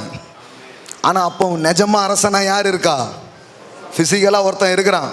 இப்போ இன்னைக்கு நான் பேசிட்டு இருக்கிறேன், உங்க மேல அபிஷேகத்தை வைக்கிறாருன்னு. ஆனா பிசிக்கலா வேற யாரோ தான் இருக்காங்க. ஆனா ஒரு டைம் வருது, அப்படியே ஷிஃப்ட் ஆகும், எல்லாமே அப்படியே ஷிஃப்ட் ஆகும், அப்படியே எல்லாம் அப்படியே ஷிஃப்ட் ஆகுது. எல்லாம் அங்க இருக்கிறது, எல்லாம் அங்க இருக்கிற பதவி, அங்க இருக்கிற பணம், அங்க இருக்கிற புகழ், அங்க இருக்கிற எல்லா மேன்மைகளும் தேவனால் அபிஷேகம் பண்ணப்பட்ட இந்த தாவீதுக்கு நேராக, இந்த சின்ன பையனுக்கு நேராக எல்லாத்தையும் அவர் ஷிஃப்ட் பண்ணுகிற ஒரு நாட்களுக்குள்ளாக அவர் கொண்டு வந்திருக்கிறார். அதனாலதான் நீங்க இதை காதால கேட்டுக்கிட்டு இருக்கிறீங்க. அல்லேலூயா. எல்லாரும் இப்படி இப்படி பண்ணுங்க பார்க்கலாம். செஞ்சிருவோம். அல்லேலூயா. அவன் தலையில ஊத்தும் போது வேற யாராவது தான் ராஜாவா இருந்தாங்க. சார் என்ன சொல்றீங்க, சும்மா எண்ணெயை மட்டும் ஊத்திட்டு போனா போதுமா? நிஜமாக ஒருத்தன் உட்காந்துருக்கானே, இப்போ அவன் உட்காந்துருக்கிற மாதிரி தெரியும். கொஞ்சம் மேட்ரு ஆஃப் டைம், அதே இடத்துல வந்து நீங்கள் உட்காருவீங்க, அதே பொசிஷன்ஸில் நீங்கள் உட்காருவீங்க, அதே இடத்துல அவருடைய பிள்ளைகள் அமருவார்கள். அவர் நாமம் தரிக்கப்பட்ட அவருடைய பிள்ளைகளை அவர் உட்கார வைப்பாருங்கிறது தான் செய்தியாக இருக்கிறது, சத்தியமாக இருக்கிறது. ஹல்லேலூயா. இது நடக்கும், இது நடந்தே தீரும். இதை நடப்பிக்கிறதுக்கு தான் உங்களை கூப்பிட்டுருக்கிறாரு. ரொம்ப நாள் ஆண்டவர் இப்படிப்பட்ட ஒரு சந்ததியை பார்க்க ஆசையாக இருந்தார். நான் சொல்கிறேன், இன்னைக்கு அவர் உள்ள சந்தோஷப்படும், இன்னைக்கு அவர் உள்ள மகிழும். இப்படிப்பட்ட ஒரு சந்ததிக்காக, இப்படிப்பட்ட ஒரு கூட்டத்துக்காக நான் காத்திருந்தது இப்போ முடிஞ்சிருக்குது. இனி ஏற வைப்பேன், இனி உட்கார வைப்பேன், இனி உயர்த்தி வைப்பேன். அது என் வேலை, அதை நான் செய்வேன் என்பதுதான் வாக்காக இருக்கிறது. ஹல்லேலூயா. சும்மா கிடையாது பாருங்க, இது எல்லாமே ஒரு டிவைன் அரேஞ்ச்மெண்ட், ஒரு தெய்வீக ஏற்பாடு நடந்து கொண்டிருக்கிறது. உங்களை உயர்த்தும்படியாய், உங்களை தூக்கும்படியாய், உங்களை முன்னேற்றும்படியாய் அவர் ஒன்று பண்ணிட்டு இருக்கிறார். அதனால பயப்படாதீங்க. எல்லாம் சொல்லுங்க, பயப்படாதீங்க. தடுத்து நிறுத்தவே முடியாது, யாரும் தடுக்க முடியாது. எவ்வளவாய் ஒடுக்கினார்களோ அவ்வளவாய் பெருகினார்கள், அவ்வளவாய் பெருகினார்கள், அவ்வளவாய் பெருகினார்கள், அவ்வளவாய் பெருகினார்கள். உங்களை வந்து ஒடுக்குனதுக்கே காரணம் என்ன தெரியுமா? பயம்தான். இவன் பெருகிட்டா அப்படிங்கிற பயத்தில் தான் ஒடுக்குனான். ஆனால் அது ரொம்ப நல்லதாக போச்சு. இந்த மூட்டை பூச்சி பார்த்தீங்கன்னா நசுக்கினோடனே ரொம்ப ஆகிடும், பரவும். அது சிலதெல்லாம் அப்படி தான் வச்சுருக்கிறாரு, சில கிரியேஷன்லாம். அதை அழிச்சிங்கன்னா அழியாது, அது இன்னும் எக்ஸ்ட்ராவாகும். கடவுளுடைய பிள்ளைகள் வந்து பெருகுகிறவர்கள். ஹல்லேலூயா. அதனால் நான் சொல்கிறேன், அந்த முந்தைய தலைமுறையெல்லாம் போயிடுச்சு, இப்போ ஒரு புதிய தலைமுறையை தேவன் எழுப்பி இருக்கிறார். Hallelujah. It's a godly generation. தேவனுடைய இருதயத்தை புரிந்து கொண்ட ஒரு சந்ததி, தேவனுடைய நோக்கத்தை புரிந்து கொண்ட ஒரு சந்ததி. அதனால் நான் சொல்கிறேன், இந்த சந்ததியின் மேலே ஒரு அபிஷேகத்தை வைக்கிறார், ஒரு அழைப்பை வைக்கிறார், ஒரு நோக்கத்தை வைக்கிறார், ஒரு திட்டத்தை வைக்கிறாரு. அது என்ன பண்ணுன்னா, நான் சொல்கிறேன், இதுக்கு முன்னாடி எங்கேயோ இருந்ததெல்லாம் இனிமேல் திரும்பி அது உங்கள் கையில் வரும், அது உங்கள் சைடில் அது வரும். அது கடவுளுடைய வாக்கு, கடவுள் அதை செய்து முடிப்பார். ஆமென். இப்போ கவனிங்க, இதை தான் அந்த மன்னன் கிட்ட ஆண்டவர் பேசுகிறாரு. இந்த கோரேஸ் என்கிற பிரஜாதி மன்னன் கிட்ட பேசுகிறார். எதுக்கு ஒரு பிரஜாதியை கூட கடவுள் அப்படி பண்ணுறாருன்னா, எந்த விதத்துலேயும் எல்லாரும் அவருடைய பிள்ளைங்க தான், அதில் எந்த மாற்று கருத்தும் இல்லை. இஸ்ரவேலர்கள் உடன்படிக்கையின் மக்கள். அதனால தான் பாருங்கள், கிறிஸ்துவ அல்லாத பிள்ளைகளாக இருந்தால் கூட கர்த்தர் ஆசீர்வதிக்கிறார் அவங்கள என்ன பண்ணுறாரு? உயர்த்துறாரு. ஏன்னா இவன் தான் வேண்டாங்கண்ணே, இவனுக்கு தான் அது விளங்காமலே இருக்குதுன்ட்டு. அப்போ ஒரு காலத்தில் கர்த்தர் அப்படி பண்ணி கொண்டிருந்தார். இப்போ நமக்கு அதை வெளிப்படுத்துகிறார். என் நாமம் அறியாதவனுக்கே அதை நான் செஞ்சேன்னா, இன்றைக்கி என் நாமத்தை அறிகிற உனக்கு கண்டிப்பாக நான் செய்வேன். அதான் வாக்கு. இப்போ கவனிங்க, 1வது வசனம், கர்த்தராகிய நான் அபிஷேகம் பண்ணினேன். எல்லாம் சொல்லுங்கள், அபிஷேகம் பண்ணினேன். அப்போ ஒரு அனாயிண்டிங் இருக்குது. என்ன அனாயிண்டிங்கு? எல்லாம் சொல்லுங்கள், பணம் சம்பாதிக்க அபிஷேகம். எல்லாம் சொல்லுங்க, பணம் சம்பாதிக்கும் அபிஷேகம். இதெல்லாம் சொல்லலை ரொம்ப நாளா. இப்படி ஒரு அபிஷேகத்தை பற்றிலாம் பிரசங்கமே பண்ணலை. இப்போ இதை கேட்கும்போது, என்ன அபிஷேகத்தை இவ்வளோ குறைச்சிட்டிங்களா நீங்கள்? அபிஷேகத்தை நான் எங்கெங்க குறைச்சேன்? அபிஷேகத்தை உயர்த்தி பேசிக்கிட்டு இருக்கிறேன் நான். சில பேருக்குலாம் பயங்கர கோபமாயிடும். என்ன பிரதர், இதுக்கெல்லாமா அபிஷேகம்? ஆமாம், சிலரை செல்வந்தர் ஆக்குகிறதுக்கான ஒரு அபிஷேகத்தை என்ன பண்ணுறாரு? கொடுக்குறார், கண்டிப்பாக கொடுக்குறாரு. அப்போ அபிஷேகம் பண்ணின கோரேஸுக்கு முன்பாக இந்த அனாயிண்டிங் உங்கள் மேலே இருக்கும் பொழுது என்ன நடக்கும்? அதுதான் இங்கே இந்த 45 எல்லாம் சொல்லுங்கள், அபிஷேகம் இருக்கும் பொழுது என்ன நடக்கும்? அதுதான் 45 பாருங்களேன். என்ன சொல்கிறாரு பாருங்க. கோரேஸுக்கு முன்பாக ஜாதிகளை கீழ்ப்படுத்தி, the nation will bow down. எல்லாம் சொல்லுங்க, தேசங்கள் எனக்கு முன்பாக பணியும். ஆமென். ஆங்கிலத்தில் வருது பாருங்க, சப்டியூ அப்படின்னு வருது. எல்லாமே என்ன ஆகும்? கீழே போகும். எல்லாம் சொல்லுங்க, முன்பாக ஜாதிகளை கீழ்ப்படுத்தி ராஜாக்களின் இடைக்கட்டுகளை அவளுக்கும்படிக்கும் அவனுக்கு முன்பாக வாசல்கள் பூட்டப்படாதிருக்க கதவுகளை திறந்து வைக்கும்படிக்கும் அவனை பார்த்து அவன் வலது கையை பிடித்து கொண்டு அவனுக்கு சொல்லுகிறதாவது. கர்த்தர் உங்கள் கையை பிடிக்கிறாருங்க. எல்லாம் சொல்லுங்க, கையை பிடிக்கிறார். உங்கள் வலது கையை அவர் பிடிக்கிறார். உங்கள் வலது கையை அவர் பிடிக்கிறார். அப்படின்னா நடத்தனா அனாயிண்டிங்னா வேற ஒன்றும் இல்லை, கடவுள் உங்களோட பார்ட்னர் ஆகிறாரு, கடவுள் உங்களோட இணைகிறாரு. அவர் கை உங்கள் கை என்ன பண்ணுது? பிடிக்குது. அவர் கை உங்கள் கை என்ன பண்ணுது? பிடிக்குது. அவன் வலது கையை பிடிச்சி உங்கள் கையை பிடிச்சி உங்ககிட்ட பேசுகிறாரு. அப்படின்னா நடத்தனா அனாயிண்டிங்னா என்ன? இப்போ இனி இது வரைக்கும் நீ தனியாக போயிட்டு இருந்த, இனிமேல் நீ தனியாக போகல. உன் பிஸ்னஸ் வேர்ல்டுக்குள்ளே நானும் வரேன், உன் தொழில் உலகத்துக்குள்ளே நானும் வரேன். அவர் கையை பிடிக்கிறாரு, கையை பிடிச்சி நான் உன் கூட வரேங்கிறார். அதுதான் அனாயிண்டிங் பாருங்க. ஆமே. அப்போ நீங்கள் போகும்போது யோசிங்க, சும்மா இல்லை, இந்த கையை ஒருத்தர் என்ன பண்ணியிருக்கிறாரு? பிடிச்சிருக்கிறார், கையை பிடிச்சிருக்கிறாரு, கையை பிடிச்சிருக்கிறாரு. அதனால் அவங்க தள்ளிடுவாங்களோ, இவங்க தள்ளிடுவாங்களோ, இவங்க இப்படி பண்ணிடுவாங்களோ, முதல்ல பயப்படாதீங்க. ஏன் அதை திரும்ப திரும்ப சொல்லணும்னு எனக்கு தெரியல. தைரியமா இருங்க, பயப்படாதீங்க.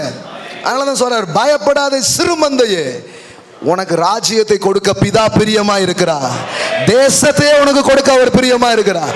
Fear not. ஹல்லேலூயா. கையை பிடிக்கிறாருங்க. எல்லாம் சொன்ன ஆண்டவர் என் கையை பிடிக்கிறாரு. வலது கையை பிடித்து கொண்டு இப்ப பேசுறாராம். கையை பிடிச்சிட்டு தான் பேசுறாராம். என்ன பேசுறாரு பாருங்க. நான் உனக்கு முன்னே போய் கோணலானவைகளை செவ்வையாக்குவேன். நான் சொல்லட்டுமா, வாட் இஸ் பிசினஸ் வேர்ல்டு? தொழில் உலகம்னா என்ன? நீங்க காலையில கிளம்பி போறதுக்கு முன்னாடியே ஒருத்தர் உங்களுக்கு முன்னாடி போயிருக்கிறாரு, ஒருத்தர் உங்களுக்கு முன்னாடி போயிருக்கிறாரு, உங்களுக்கு முன்னே ஒருவர் போகிறார். அதுதான் தொழில் உலகம். அவர் சொல்றாரு, நான் முன்னாடி போய். சில சொல்கிறாங்க அது ஒரு மோசமான உலகம் ஐயா, அதுக்குள்ளெல்லாம் நம்ம போகக்கூடாது. அவருக்கு அது தெரியும். அதனால தான் சொல்கிறாரு, அந்த கோணலானதை நான் செவ்வையாக்குவேன், அந்த கோணலானதை நான் செவ்வையாக்குவேன்.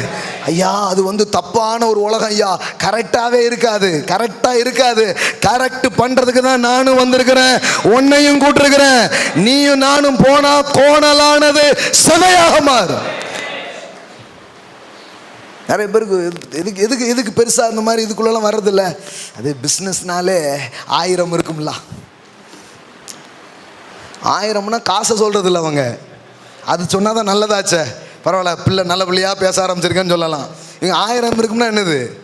பல காரியம் இருக்கும் ஐயா, அதெல்லாம் நமக்கு முடியாதுயா, அதெல்லாம் நமக்கு வேண்டாம்யா, இப்படியே உட்காந்துடுறாங்க. ஏன்னா இவங்க என்ன நினைக்கிறாங்கன்னா, இவங்க பலம் இவங்க தைரியம் இதை வச்சு தான் இவங்க செய்ய போகிறதா நினைக்கிறாங்க. முதல்ல அதை நல்லா விளங்கிக்கோங்க. உங்கள் கையை அவர் பிடிக்கிறார். ஆமென். இது சில நாட்களுக்கு முன்னாடி நான் சொல்லியிருக்கிறேன். முதல்ல இது ஒரு அழைப்பு. எல்லாம் சொல்லுங்க, தொழில் செய்வது என்னுடைய அழைப்பு, அதற்காக தேவன் என்னை அபிஷேகிக்கிறார், கர்த்தரின் கைகளை பிடிக்கிறார். இப்போ பிடிச்சிட்டு சில விஷயத்தை என்கிட்ட அவர் பேசுகிறார், உங்ககிட்ட பேசுகிறாரு. நான் உனக்கு முன்னாடி போறேன், உனக்கு முன்னே போய் கோணலானவைகளை செவ்வையாக்குவேன். எல்லாம் சொல்லுங்க, செவ்வையாக்குவேன். அப்படி இருக்குமே இப்படி இருக்குமே நினைக்கவே நினைக்காதீங்க. காலையில் தைரியமாக கிளம்பி போங்க. நேத்தைக்கு கோணலா இருந்தது இன்னைக்கு செவ்வையா இருக்கும். நேத்தைக்கு நடக்காதது இன்னைக்கு நடக்கும். போன மாசம் வரைக்கும் நடக்காதது இந்த மாசம் நடக்கும். I declare in Jesus name. Hallelujah. கடவுள் உங்களுக்கு முன்னாடி போகிற ஆண்டவருங்க, உங்க கூட வர்றாரு. ஆனால் சில நேரம் என்னன்னா, கூட வரேன்னு சொல்றதை விட முன்னாடியே போயிட்டாருன்னா ரொம்ப சந்தோஷமா இருக்குது. ஏன்னா அங்கே எப்படி போவேன், அங்கே எப்படி இருக்கோமோ. ஆனால் அவர் முன்னாடி போயிட்டாருன்னா கொஞ்சம் சந்தோஷமா இருக்குது. முன்னாடி போய் முடிச்சுட்டு போகும்போது மறுபடியும் உங்க கூடயே வருவார். நம் முன்னே கடந்து செல்லுகிற ஒரு தேவன். அதனால தான் மோசேகிட்ட சொல்றாரு, என் சமூகம் உனக்கு முன்பாக செல்லும், நான் உனக்கு இளைப்பாறுதலை தருவேன். எங்கெல்லாம் அவருடைய பிரசன்ஸ் இருக்கோ அங்கெல்லாம் ரெஸ்ட் இருக்கும். அவர் முன்னாடி போகிறாருன்னா நீங்கள் ஸ்ட்ரெஸ்ஃபுல்லான பிஸ்னஸ் பண்ண மாட்டீங்க, நீங்கள் ரெஸ்ட்ஃபுல் பிஸ்னஸ் பண்ணுவீங்க. எல்லாம் சொல்லுங்க, RESTful business, not a stressful business. அழுத்தம் நிறைந்த ஒரு வியாபாரத்தை நீங்கள் செய்ய மாட்டீங்க, இளைப்பாறுதலும் ஆனந்தம் நிறைந்த ஒரு வியாபாரத்தை நீங்கள் செய்வீர்கள். அப்போ சொல்றாரு, கோணலானதை நான் என்ன பண்ணுவேன், செவையாக்குவேன். எவ்வளவு கோணலும் மாணலும் இருக்கலாம், அதெல்லாம் அவ்வளோ ஈஸி கிடையாதுங்க. அதுக்காக தாங்க அவர் வர்றாரு.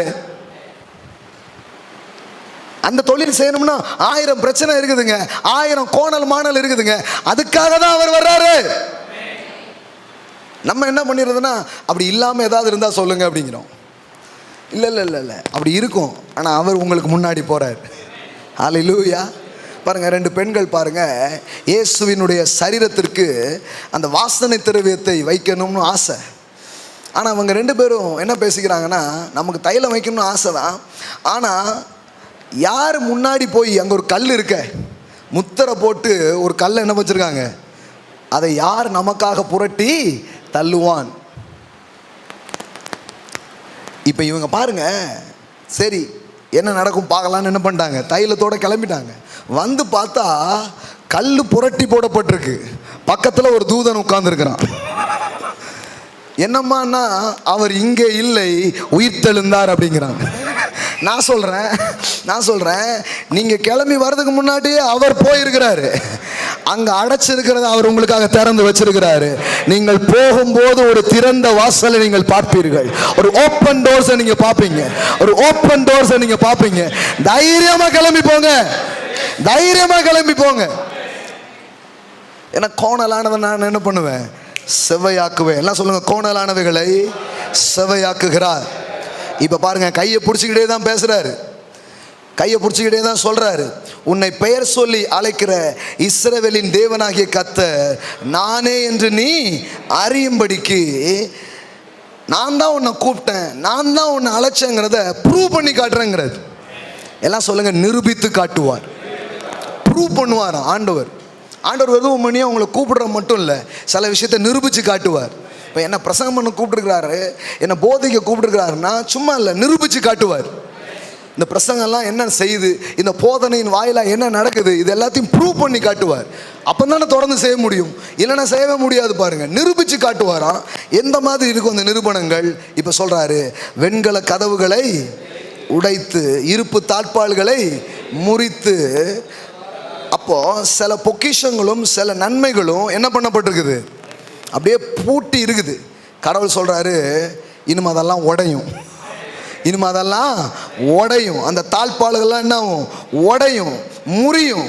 அந்தகாரத்தில் ஒதுக்கி வைக்கப்பட்டிருக்குங்க பாருங்க, ஒதுக்கி வச்சிருக்காங்க பாருங்க, அதான் ஒதுக்கி வச்சிருக்கிறது எல்லாம் இப்போ என்ன ஆகும், அந்த ஒளிபிடத்தில் இருக்கிற புதையல்களையும் உனக்கு கொடுப்பேன். நான் என் தாசனாகிய யாக்கோபின் நிமித்தமும் நான் தெரிந்து கொண்ட இஸ்ரவேல் நிமித்தமும் நான் உன்னை பெயர் சொல்லி அழைத்து நீ என்னை அறியாதிருந்தும் உனக்கு நாமம் தரித்தேன். நானே கர்த்தர், வேறொருவர் இல்லை, என்னை தவிர தேவன் இல்லை. இதை நிரூபிச்சு காட்டுறதுக்காகவே அந்த கோரேசை கூப்பிடுறாரு பாருங்க. நான் சொல்றேன், தொழில் உலகங்களிலே தேவனுடைய நிரூபணங்களை நீங்கள் பார்ப்பீர்கள். தேவன் உங்க கூட இருக்கிறாருங்கிறத அவர் ப்ரூவ் பண்ணி காட்டுவார். அவருடைய பிள்ளைங்க நீங்கிறத அவர் நிரூபிச்சு காட்டுவார். உங்க சுத்தில இருக்கிறவங்க சொல்லுவாங்க, உனக்கு எப்படிப்பா அது நடந்தது, உனக்கு எப்படி இது சம்பவித்தது, உனக்கு மட்டும் எப்படி இது நடக்குதுன்னு சொல்லி அநேகர் ஆச்சரியப்படும்படியான காரியங்களை உங்கள் தொழில் உலகத்திலே தேவன் உங்களுக்கு செய்கிறதை நீங்கள் பார்ப்பீர்கள். அல்லேலூயா. அநேக கண்கள் உங்களை பார்த்து அதிசயப்படும், அநேகர் ஆச்சரியப்படுவார்கள். அல்லேலூயா. அப்படிதான் சொல்லப்பட்டிருக்கிறது. நிரூபிக்கிற ஒரு ஆண்டவர், உன்னோடு அவர் இருக்கிறாருங்கிறத அவர் ப்ரூவ் பண்ணி காட்டுவார். சொல்றார் பாருங்க, 6வது வசனம், என்னை தவிர ஒருவரும் இல்லை என்றும் சூரியன் உதிக்கிற திசையிலும் அது அஸ்தமிக்கிற திசையிலும் அறியப்படும்படிக்கு நீ என்னை அறியாதிருந்தும் உனக்கு இடைக்கட்டு கட்டினேன். நானே கர்த்தர், வேறே ஒருவரும் இல்லை. இப்போ கவனிங்க,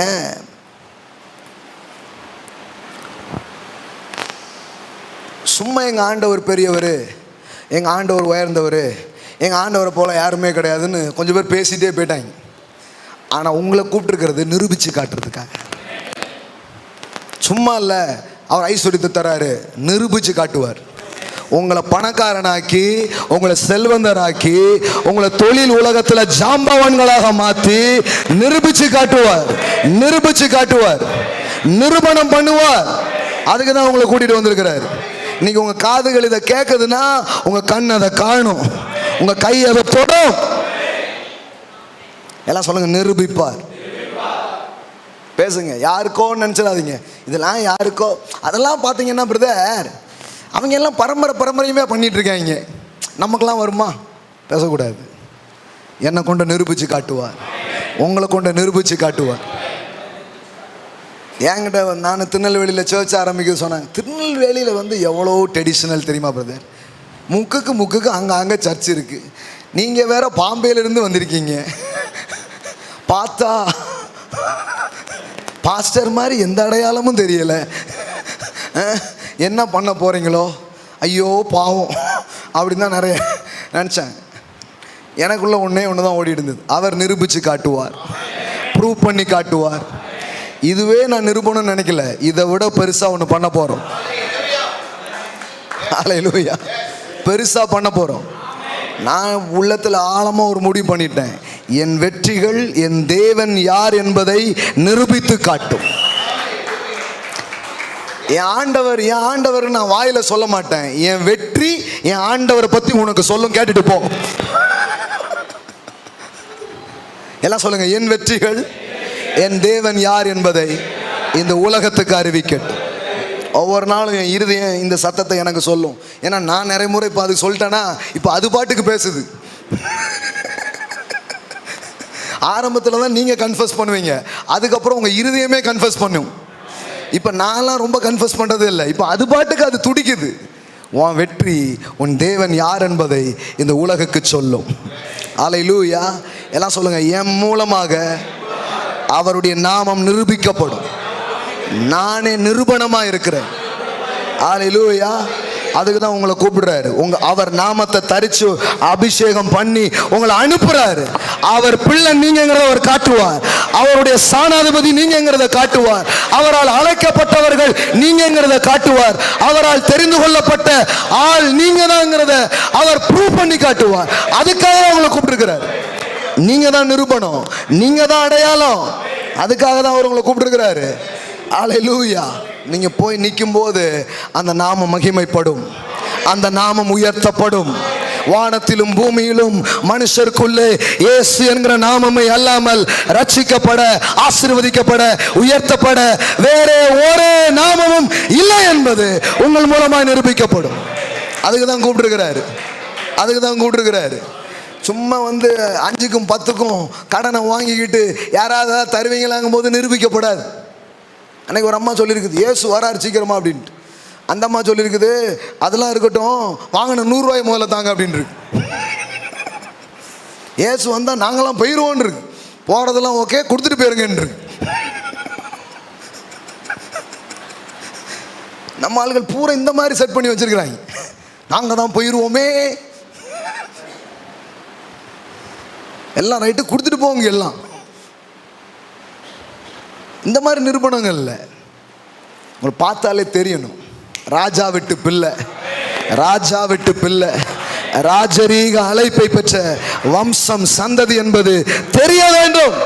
இதை உள்ள போடுங்க, இந்த மாதிரி விதையை உள்ள போடுங்க. ஆண்டவரே, உங்களுடைய நாமம் நிரூபிக்கப்பட வேண்டும், என் மூலமா அது நிரூபணமாக வேண்டும், என் மூலமா அது புகழ்பட வேண்டும். தாவீது கோலியாத்துக்கு முன்னாடி நிற்கும் பொழுது அவன் மனசுல என்ன ஓடிச்சு தெரியுமா? அவன் இதை தான் சொன்னான்.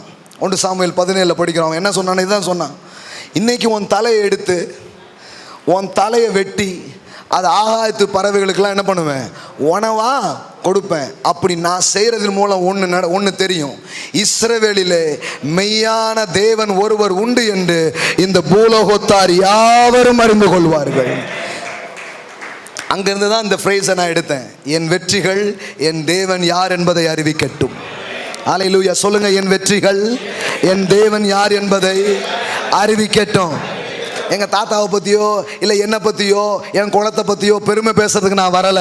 என்னை வாழ வச்ச என் தேவனை உயர்த்தி காட்டும்படியா நான் வந்திருக்கிறேன். என்னை ரட்சித்த, என்னை மீட்டு கொண்ட அந்த இரத்தத்தை மேன்மைப்படுத்த நான் வந்திருக்கிறேன்.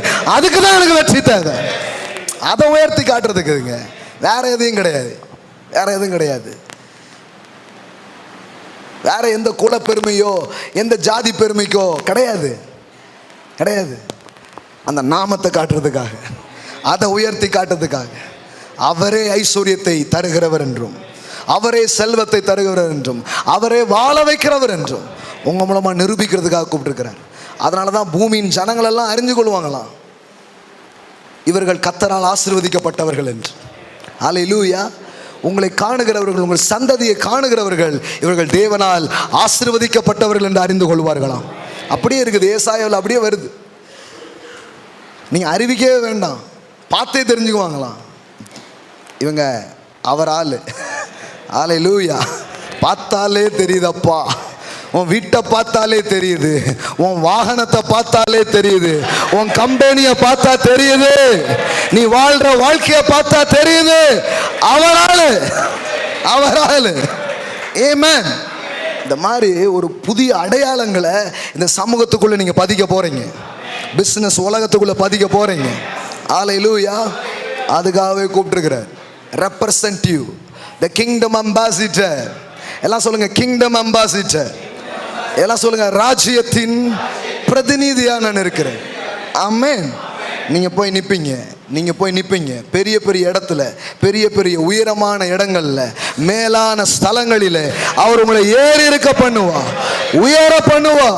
உயர்ந்த இடத்துல உட்காருவீங்க, மேலான ஸ்தலத்தில் அமருவீங்க. அன்னைக்கு தெரியும் இந்த உலகத்துக்கு, அன்னைக்கு தெரியும் இந்த உலகத்துக்கு. அதுக்காகவே கூப்பிட்டுருக்கிறார் பாருங்க. பாருங்க, நிறைய விஷயம் நான் ரொம்ப ப்ரிப்பேர்டாக வந்து பேசலை, அப்படியே நம்மளை ஆட்கொண்டு பேச வைக்கிறாரு. அப்பவுமே எனக்கு தெரியும் இது வேணும்னே அவர் அனுப்பிட்டு இருக்கிறாரு, ஏதோ ஒன்று செய்ய போறாரு அப்படின்னு சொல்லிட்டு, ஏதோ ஒன்று செய்ய போறாரு, அதுக்காகவே அனுப்பிட்டு இருக்கிறாரு.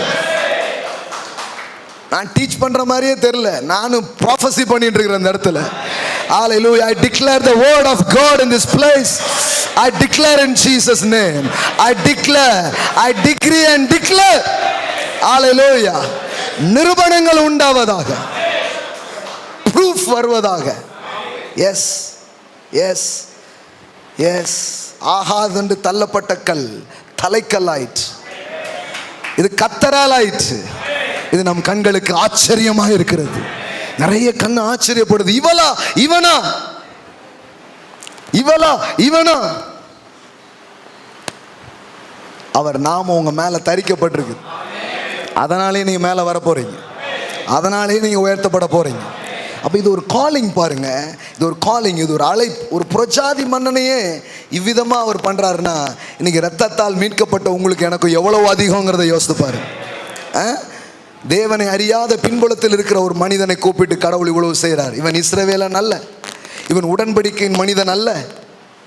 ஆனால் இன்னைக்கு நீங்க எல்லாத்துக்கும் உரியவர்களா இருக்கிறீங்க. You are the covenant people, you are washed by the precious blood, you have the promise of God.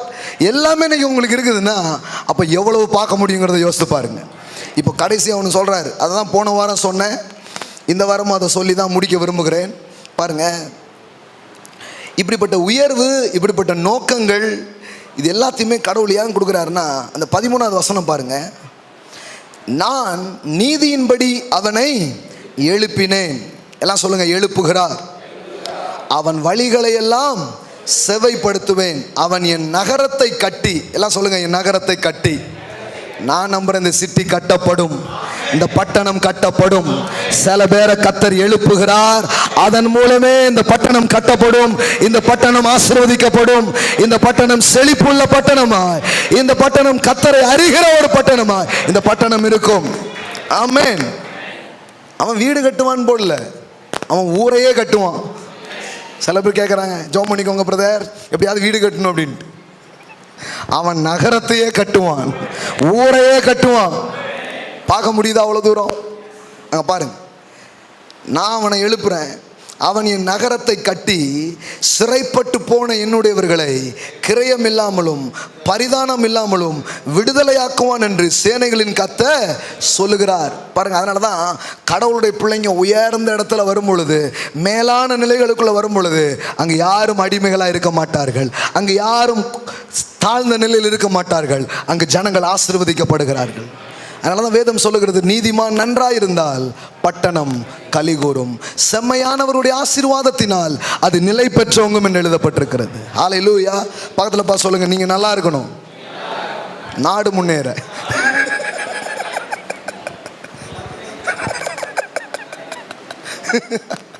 ஆமா, அப்படிதான் இருக்குது நீதிமொழிகள்ல. நீதிமொழிகள் 11:11 வாசித்து பாருங்க, 11 and 11 வாசித்து பாருங்க, அப்படிதான் போட்டிருக்கு. நீங்க நல்லா இருக்கணும், இந்த நாட்டில் உள்ள ஏழைகளின் வாழ்வு முன்னேற. அங்க பாருங்க, செம்மையானவருடைய ஆசீர்வாதத்தினால் பட்டணம். அடுத்த வசனம் போடுப்பா. நீதிமான் நன்றா இருந்தா. எல்லாம் சொல்லுங்க, நீங்க நல்லா இருந்தீங்கன்னா. பார்த்து கேளுங்க, நீங்க நீதிமான் தானே? என்ன சொல்றாரு? ஆமா தானே சொல்றாரு. அப்ப சொல்லுங்க, நீங்க நல்லா இருந்தா பட்டணம் களி கூறும். அப்ப எவ்வளவு அழகா இருக்குது. நீங்க நல்லா இருக்கணும், நாடு முன்னேற. வசனத்தை யாரோ எடுத்து பாட்டு எழுதிட்டாங்க ஐயா. நம்ம டயலாக்க யாரோ அடிச்சுட்டு போறாங்க. ஆனா டயலாக்கு சொந்தக்கார, the owner of the dialogue ஒண்ணுமே சொல்றது கிடையாது. இவங்க பூரா என்ன பேசிட்டு இருக்காங்க? சோமணிக்கோங்க பிரதர், எப்படி நடக்க போகுதுன்னே தெரியல, சேபிச்சுக்கோங்க. இப்படியே அலையுது கொஞ்சம் பேர். சொல்றதே இல்லை நம்ம நல்லா இருப்போம், அல்லேலூயா, நகரத்தையே கட்டுவோம், ஊரையே மாற்றுவோம்.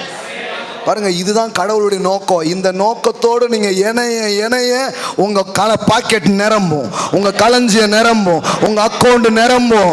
உங்கள்கிட்ட இதுவரை இல்லாத செல்வங்கள் இயேசுவின் நாமத்திலே உங்களுக்கு வரும் என்று நான் சொல்லுகிறேன். உயரிய நோக்கங்கள், நல்ல நோக்கங்கள். இவங்க செழிக்காம வேற யாருங்க செழிக்க போறா? நம்ம ஊர்ல தப்பானதை நம்ப வச்சுட்டாங்க. நல்லவனுக்கு காலமே இல்லை.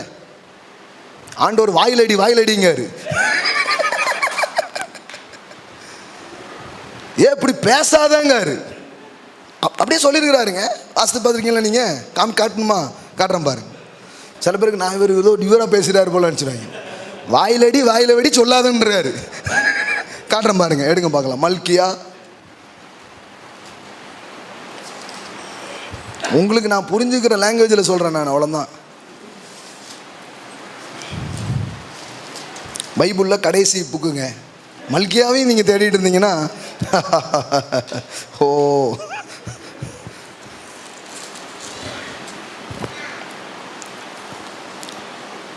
மல்கியா 3வது அதிகாரம். அதில் பாருங்க, ஆண்டவர் சொல்றாரு, 13வது வசனம், 3:13. நீங்கள் எனக்கு விரோதமாய் பேசின பேச்சுக்கள் கடினமாய் இருக்கிறது என்று கர்த்தர் சொல்லுகிறார். எப்போ உன் பேச்சே எனக்கு பிடிக்கலையே அப்படிங்கிறார். ஆனாலும் உமக்கு விரோதமாக என்னத்தை பேசினோம் என்கிறீர்கள். என்ன ஆண்டவரை இப்படி பேசணும் அப்படின்னு கேட்குறாங்க. அப்போ ஆண்டவர் சொல்கிறாரு, தேவனை சேவிப்பது, கடவுளை கும்பிட்டு என்னத்தை கண்டோம் இது. அடுத்தது என்ன சொல்கிறாங்க?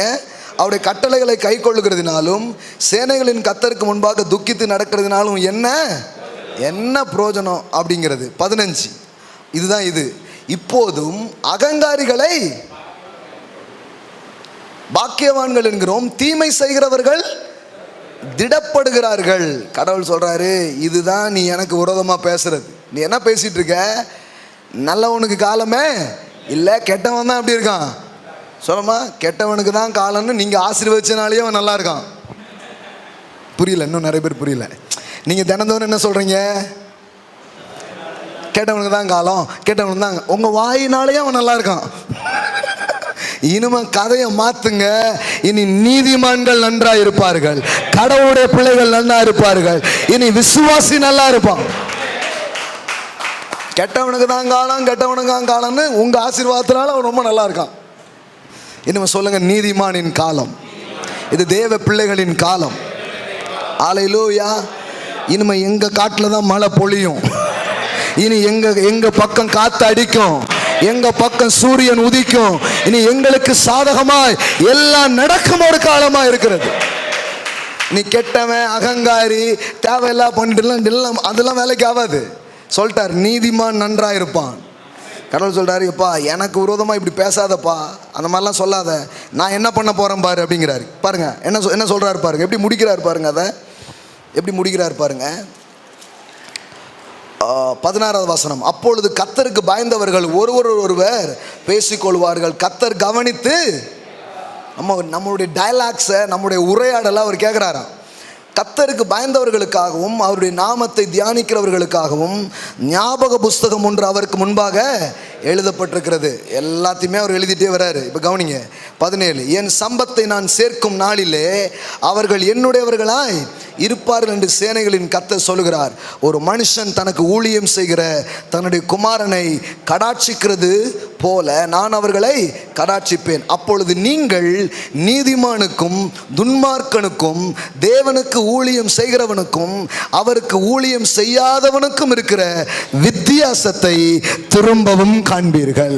I will show the different. ஆண்டவர் சொல்றாரு, அப்படி கிடையாது. நான் எல்லாத்தையும் கவனிச்சிட்டு இருக்கிறேன், நான் எல்லாத்தையும் பார்த்துட்டே வர்றேன். அந்த டேலி பண்ணுவோம்ல, கணக்கு கூட்ட போகிறோம்ல, அப்போ என்ன நடக்க போகுதுன்னா, நான் ஒரு பெரிய வித்தியாசத்தை காட்ட போகிறேன்.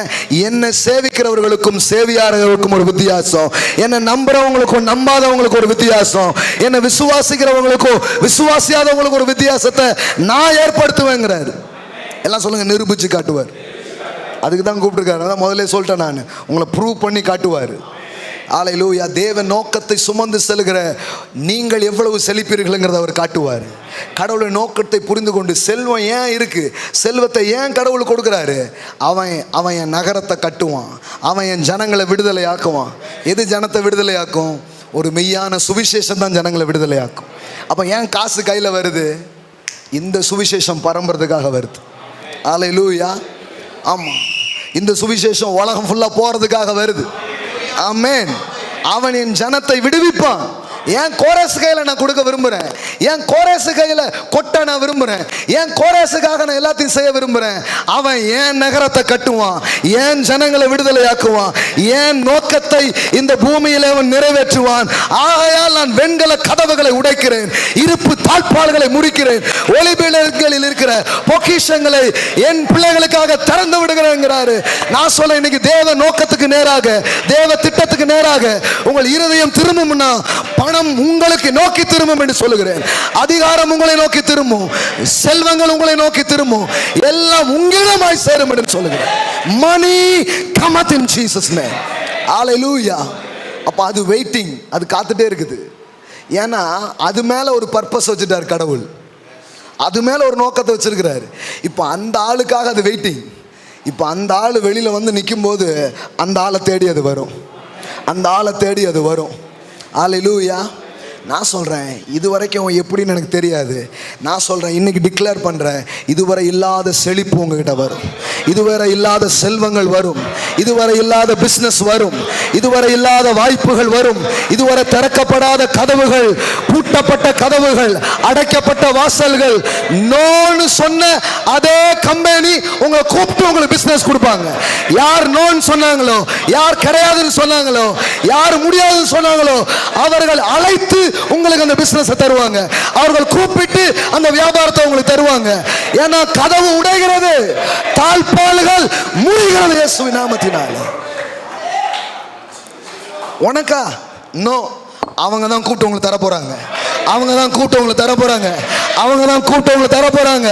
அவர்கள் தான் அழைத்து இதை நீங்க தான் செய்யணும், இந்த ப்ராஜெக்டை நீங்க தான் பண்ணணும், இந்த பிசினஸ் நீங்க தான் செய்ய முடியும் என்று அவர்கள் உங்களுக்கு தர போகிறார்கள், உங்க கையில தர போறார்கள், உங்ககிட்ட கொண்டு வந்து கொடுக்க போகிறார்கள். அந்த நாள் வருது. I declare the Lord, I declare, I decree, I declare in Jesus name. Hallelujah. அதனால தான் கதவெல்லாம் உடைக்கிறாரு. கோணலானதெல்லாம் இனிமேல் செவ்வையாயிடும். எவ்வளோ தெளிவாக இருக்குது பாருங்க அவருடைய பர்பஸ். ஒரு மனுஷனை கூப்பிட்டு அவன்கிட்ட பேசுறாரு, எப்பா இந்த செல்வம், இந்த பணம், இந்த ஆஸ்தி, இது எல்லாமே நல்ல காரியத்துக்காக இருக்கு. ஆனால் என் நோக்கத்தை புரிஞ்சுக்கிட்ட ஒரு ஆளை நான் தேடுறேன். அந்த ஆளா நீ இருப்பன்னா கோரேஸ், உன் கையில் எல்லாம் வரும், உன் கையில் எல்லாம் வரும், உன் கையில் எல்லாம் வரும். பாருங்க, நான் என்னைக்குமே வெற்றிக்காக போராடணுங்கிறத கற்றுக்கிட்டதே கிடையாது. நல்ல நோக்கம் இருந்தா வெற்றி தன்னால வரும், வெற்றி தன்னால வரும், வெற்றி தன்னால வரும். we need a purpose, the pure purpose. ஒரு நல்ல நோக்கம் உங்களுக்கு இருந்தா போதும், அது எல்லாத்தையும் ஈர்க்கும், அது எல்லாத்தையும் கவர்ந்து கொள்ளும். இந்த இடத்துல என்னெல்லாமோ பண்றோம், ஒன்னே ஒண்ணுதான் இருதயத்தில் இருக்குது. ஜனங்கள் ஆசீர்வதிக்கப்பட வேண்டும், ஜனங்கள் ஆசீர்வதிக்கப்பட வேண்டும். அழுதுட்டு வர்றவன் சிரிச்சிட்டு போன ஆண்டவர், சோகத்தோடு வருகிறவர்கள் சந்தோஷத்தோடு போக வேண்டும், குனிந்து வருகிறவர்கள் நிமிர்ந்து போக வேண்டும், கட்டுகளோடு வருகிறவர்கள் விடுதலையோடு போக வேண்டும், வியாதியோடு வருகிறவர்கள் சுகத்தோடு போக வேண்டும், கடனோடு வருகிறவர்கள் செழிப்போடு போக வேண்டும். எங்கள் பிள்ளைகள் எழும்ப வேண்டும். ஒன்னே ஒண்ணுதாங்க, வேற எதுவுமே கிடையாது. கேட்குறாங்க என்ன சீக்ரெட் அப்படின்னு. ஒன்னே ஒன்று தான், ஒன்றும் பெருசாக அது இதெல்லாம் இல்லை. ஒன்றே ஒன்று தான். ஒவ்வொரு நிமிஷமும் ஒன்றே ஒன்றுக்காக இருதயம் இயங்கும். ஜனங்கள் ஆசீர்வதிக்கப்படாது, மக்கள் நல்லா இருக்கணும். விடக்கூடாது ஆண்டவரே. 2 கதையை கேட்டானா தூக்கமே வராது. ஐயோ இனிமே இந்த கதை நடக்கக்கூடாது, என் ஜனங்கள் கடனில் இருக்கக்கூடாது, எங்கள் மக்கள் கட்டுகளில் இருக்கக்கூடாது, வியாதியில் இருக்கக்கூடாது, தேவையில் இருக்கக்கூடாது. கல்வாரி சிலுவையில் சம்பாதிக்கப்பட்ட சகல ஆசீர்வாதங்களையும் தேவனுடைய பிள்ளைகள் பெறுவார்களாக, தேவனுடைய பிள்ளைகள் அனுபவிப்பார்களாக, தேவனுடைய பிள்ளைகளுடைய தலையிலே அது கொட்டுவதாக. வாரம் வாரம் அதை டிக்ளேர் பண்ணிக்கிட்டே இருக்கிறேன், வாரம் வாரம் அதை டிக்ளேர் பண்ணிக்கிட்டே இருக்கிறேன். கேட்க கேட்க கேட்க கேட்க இப்போ பாருங்க அப்படின்னு சுழலுது, அப்படியே நடக்க ஆரம்பிக்குது, அப்படியே நடக்குது. ஏன் தெரியுமா? எனக்கு ஒன்று நல்லா புரிஞ்சிருச்சு. சகலமும் அவரை கொண்டும் அவருக்கென்றும் அவருக்காக எல்லாமே இருக்குது. அப்போ நான் கவலைப்பட வேண்டியதில்லை, அப்போ நான் கவலைப்பட வேண்டியதில்லை. ஏன்னா அவருடைய நோக்கத்தை என் இருதயங்களில் அவர் ஊற்றுவார்னா எல்லாமே என்னிடமாய் வரும். அப்போ இறுதி அதை தான் சொல்கிறாரு. 45:14 வாசிப்போம் பாருங்க. அதுக்கு முந்தின சொல்ல, சிறைப்பட்டு போன என்னுடையவர்களை கிரயம் இல்லாமலும் பரிதானம் இல்லாமலும், லஞ்சம்லாம் வாங்குறது இல்லாமல் என்ன பண்ணுறான்? ஃப்ரீ எல்லாத்தையும் என்ன பண்ணுறான்? லீவ் பண்ணுறான், எல்லாம் லீவ் பண்ணுறான். பாருங்கள், பெரிய பெரிய விஷன்லாம் வைக்கிறோம், பிள்ளைங்கள்லாம் பார்க்குறோம். இன்றைக்கி எவ்வளோ ஸ்கூல்ஸ் இருக்குது, ஆனால் பாடாப்படுத்தி ஐயோ அவங்கள படுத்தது மட்டும் இல்லை, டே ப்ராஜெக்ட் என் பிள்ளைக்கா எனக்கா, படிப்பு என் பிள்ளைக்கு சொல்லிக் கொடுக்கீங்களா எனக்கும் சேர்த்து பாடம் நடத்துறீங்களா அப்படிங்கிற மாதிரியே இருக்குது. படாத பாடுபட்டு என்னெல்லாம் பண்ணிட்டு இருக்கிறாங்க. ஆனால் யோசித்துட்டோம், ஏக்கர் கணக்காக வாங்குவோம், நல்ல பள்ளிக்கூடம் கட்டுவோம், நல்ல ஸ்கூல்ஸ் கட்டுவோம், கண்டிப்பாக கட்டுவோம், கண்டிப்பாக கட்டுவோம், கண்டிப்பாக கண்டிப்பாக கண்டிப்பாக நல்ல நல்ல கனவுகளை வச்சுருக்கிறோம், நல்ல நல்ல திட்டங்களை வைக்கிறோம். ஏன்னா அதுக்காக தான் இது இருக்குது. எல்லாம் சொல்லுங்கள், பணம் ஒரு வேலைக்காரன். தினமும் சொல்லுங்கள், பணம் ஒரு வேலைக்காரன். Money is my servant, God is my master. எல்லாம் சொல்லுங்கள், God is my master, money is my servant, money serve me. Hallelujah. ஏழைகள் பணத்துக்காக வேலை செய்கிறார்கள், ஆனால் தேவனுடைய செல்வந்தர்களோ பணத்தை தங்களுக்காக வேலை செய்ய வைக்கிறார்கள். நான் சொல்றேன், நான் பணத்துக்கு வேலை பார்க்க வரல, பணத்தை வேலை செய்ய வைக்கிறதுக்காக வந்திருக்கிறேன். பணம் எனக்காக வேலை செய்யும். ஏன்னா அது ஒரு நோக்கத்துக்காக அது இருக்குது. அப்போ வருது பாருங்க, பரிதானம் இல்லை மேல் அவர்கள் அவன் என்ன பண்றான்? விடுதலை ஆக்குவான் என்று சேனைகளின் கர்த்தர் சொல்லுகிறார். இப்போ கவனிங்க, 14 எகிப்தின் சம்பாத்தியம். எல்லாம் சொல்லுங்க, எகிப்தின் சம்பாத்தியம். அப்புறம் வர்த்தக லாபம். பாருங்க, இந்த எகிப்துங்கிறது நமக்கு தெரியும், அது உலகத்துக்கு அடையாளமாக இருக்கு இல்லையா? பைபிள் எங்கெல்லாம் எகிப்தின் படிக்கிறீங்களோ அதெல்லாம் எதுக்கு அடையாளம்? உலகம். இந்த உலகத்தில் நிறைய இருக்கு, இருக்கா இல்லையா? எரிக்கிற அளவுக்கு இருக்கு. எல்லாம் ட்ரக்காக வச்சிருக்காங்க, ஏராளமாக வச்சிருக்கிறாங்க, எக்கச்சக்கமாக இருக்கு. எதுக்கு வச்சிருக்கோன்னே தெரியாத அளவுக்கு வச்சிருக்கிறாங்க. இப்போ கடவுள் சொல்றாரு, இந்த எகிப்தின் சம்பாத்தியம், அப்புறம் எத்தியோப்பியாவின் வர்த்தக லாபம். எல்லாம் சொல்லுங்க, லாபம். நெடிய ஆட்களாகிய சபையரின் வர்த்தக லாபமும். எல்லா சம்பாத்தியமும் இருக்கு, எல்லா லாபமும் இருக்கு. கடைசியில் சொல்றாரு, எல்லாம் உன்கிட்ட வர்றதுக்காக இருக்கு, எல்லாம் உன்கிட்ட வர்றதுக்காக இருக்குது. இது எல்லாத்தையும் வாசித்துட்டு என்ன சொல்றாரு? உன்னிடத்திற்கு தாண்டி வந்து உன்னுடையதாகும். எல்லாம் சொல்லுங்க, உன்னிடத்திற்கு தாண்டி வந்து உன்னுடையதாகும். சொல்லுங்க, என்னிடத்திற்கு தாண்டி வந்து என்னுடையதாகும். நீங்கள் இந்த உலகத்தில் பார்க்குற எல்லா பிரம்மாண்டங்களும் எல்லா சிறந்ததும் கடவுள் சொல்கிறாரு தாண்டி உன்னிடமாய் வரும். எல்லாம் சொல்லுங்க, தாண்டி உன்னிடமாய் வரும், அது உன்னுடையதாக மாறும். அதனால் பாருங்கள், இப்போ ஒரு ஃப்ரீ மைண்ட் இருக்குது. பணம் நமக்கு வரலன்னா தான் ஆச்சரியம், வந்தால் எந்த ஆச்சரியமும் இல்லை. எல்லாம் சொல்லுங்க, வந்த ஆச்சரியப்படாதீங்க, வந்த ஆச்சரியவே படாதீங்க. வரலன்னா தான் ஆச்சரியம், வரலன்னா தான் ஆச்சரியம். ஏன் வரல அதான் ஆச்சரியம், வந்த ஆச்சரியமே கிடையாது. ஏன்னா அதுக்காகவே அது வைக்கப்பட்டிருக்கிறது, அதுக்காகவே அது வைக்கப்பட்டிருக்கிறது. பாருங்க, அந்த அந்த வீடியோ, அந்த ஆடியோ கிளிப்ஸ் இருக்காமா, அது போட்டு விடு. அதை எடுத்து போட்டு விடு. போன வாரம் நான் இங்கேருந்து பேசிகிட்டு இருக்கிறேன், ப்ரீச் பண்ணிகிட்டு இருக்கிறேன். எங்கேயோ சென்னையிலேருந்து நான் பேசுகிறத ஒருத்தர் கேட்டுட்ருக்கிறாரு. இப்போ லைவ்லேயே நிறைய கண்ட்ரீஸ்லேருந்து பார்த்துட்ருக்குறாங்க பாருங்கள். அது மாதிரி சென்னையிலேருந்து ஒருத்தர் கேட்டுட்ருக்கிறாரு பாருங்கள். இது ஒரு சின்ன சாட்சி தான். ஆனால் நம்ம அந்த அந்த எப்போவுமே உள்ளங்கை மேகம்னு விட்டுறக்கூடாது. பைபிளில் பார்த்தீங்கன்னா உள்ளங்கை அளவு மேகம் தான் எதை கொண்டு வருது, பெருமழையை கொண்டு வருது. கர்த்தர் பாருங்க, அவருடைய வார்த்தையை உறுதிப்படுத்தி காண்பிப்பார் சின்ன சின்ன காரியத்தின் மூலமாக. இந்த நான் ப்ரீச் பண்ணிட்டு இருக்கும்போது ஒருத்தர் கேட்டுகிட்டே இருந்தார். கடைசி அரை மணி நேரம் தான் கேட்டார். இந்த அரை மணி நேரம் அவர் வாழ்க்கையில் என்ன பண்ணுச்சு அப்படின்னு பாருங்க. கர்த்தருடைய பெரிதான கிருபைகளுக்கு ஸ்தோத்திரம். கர்த்தர் உங்கள் மூலியமா எனக்கு செய்த ஒரு சிறிய சாட்சியை உங்களிடத்தில் வெளிப்படுத்துகிறேன்.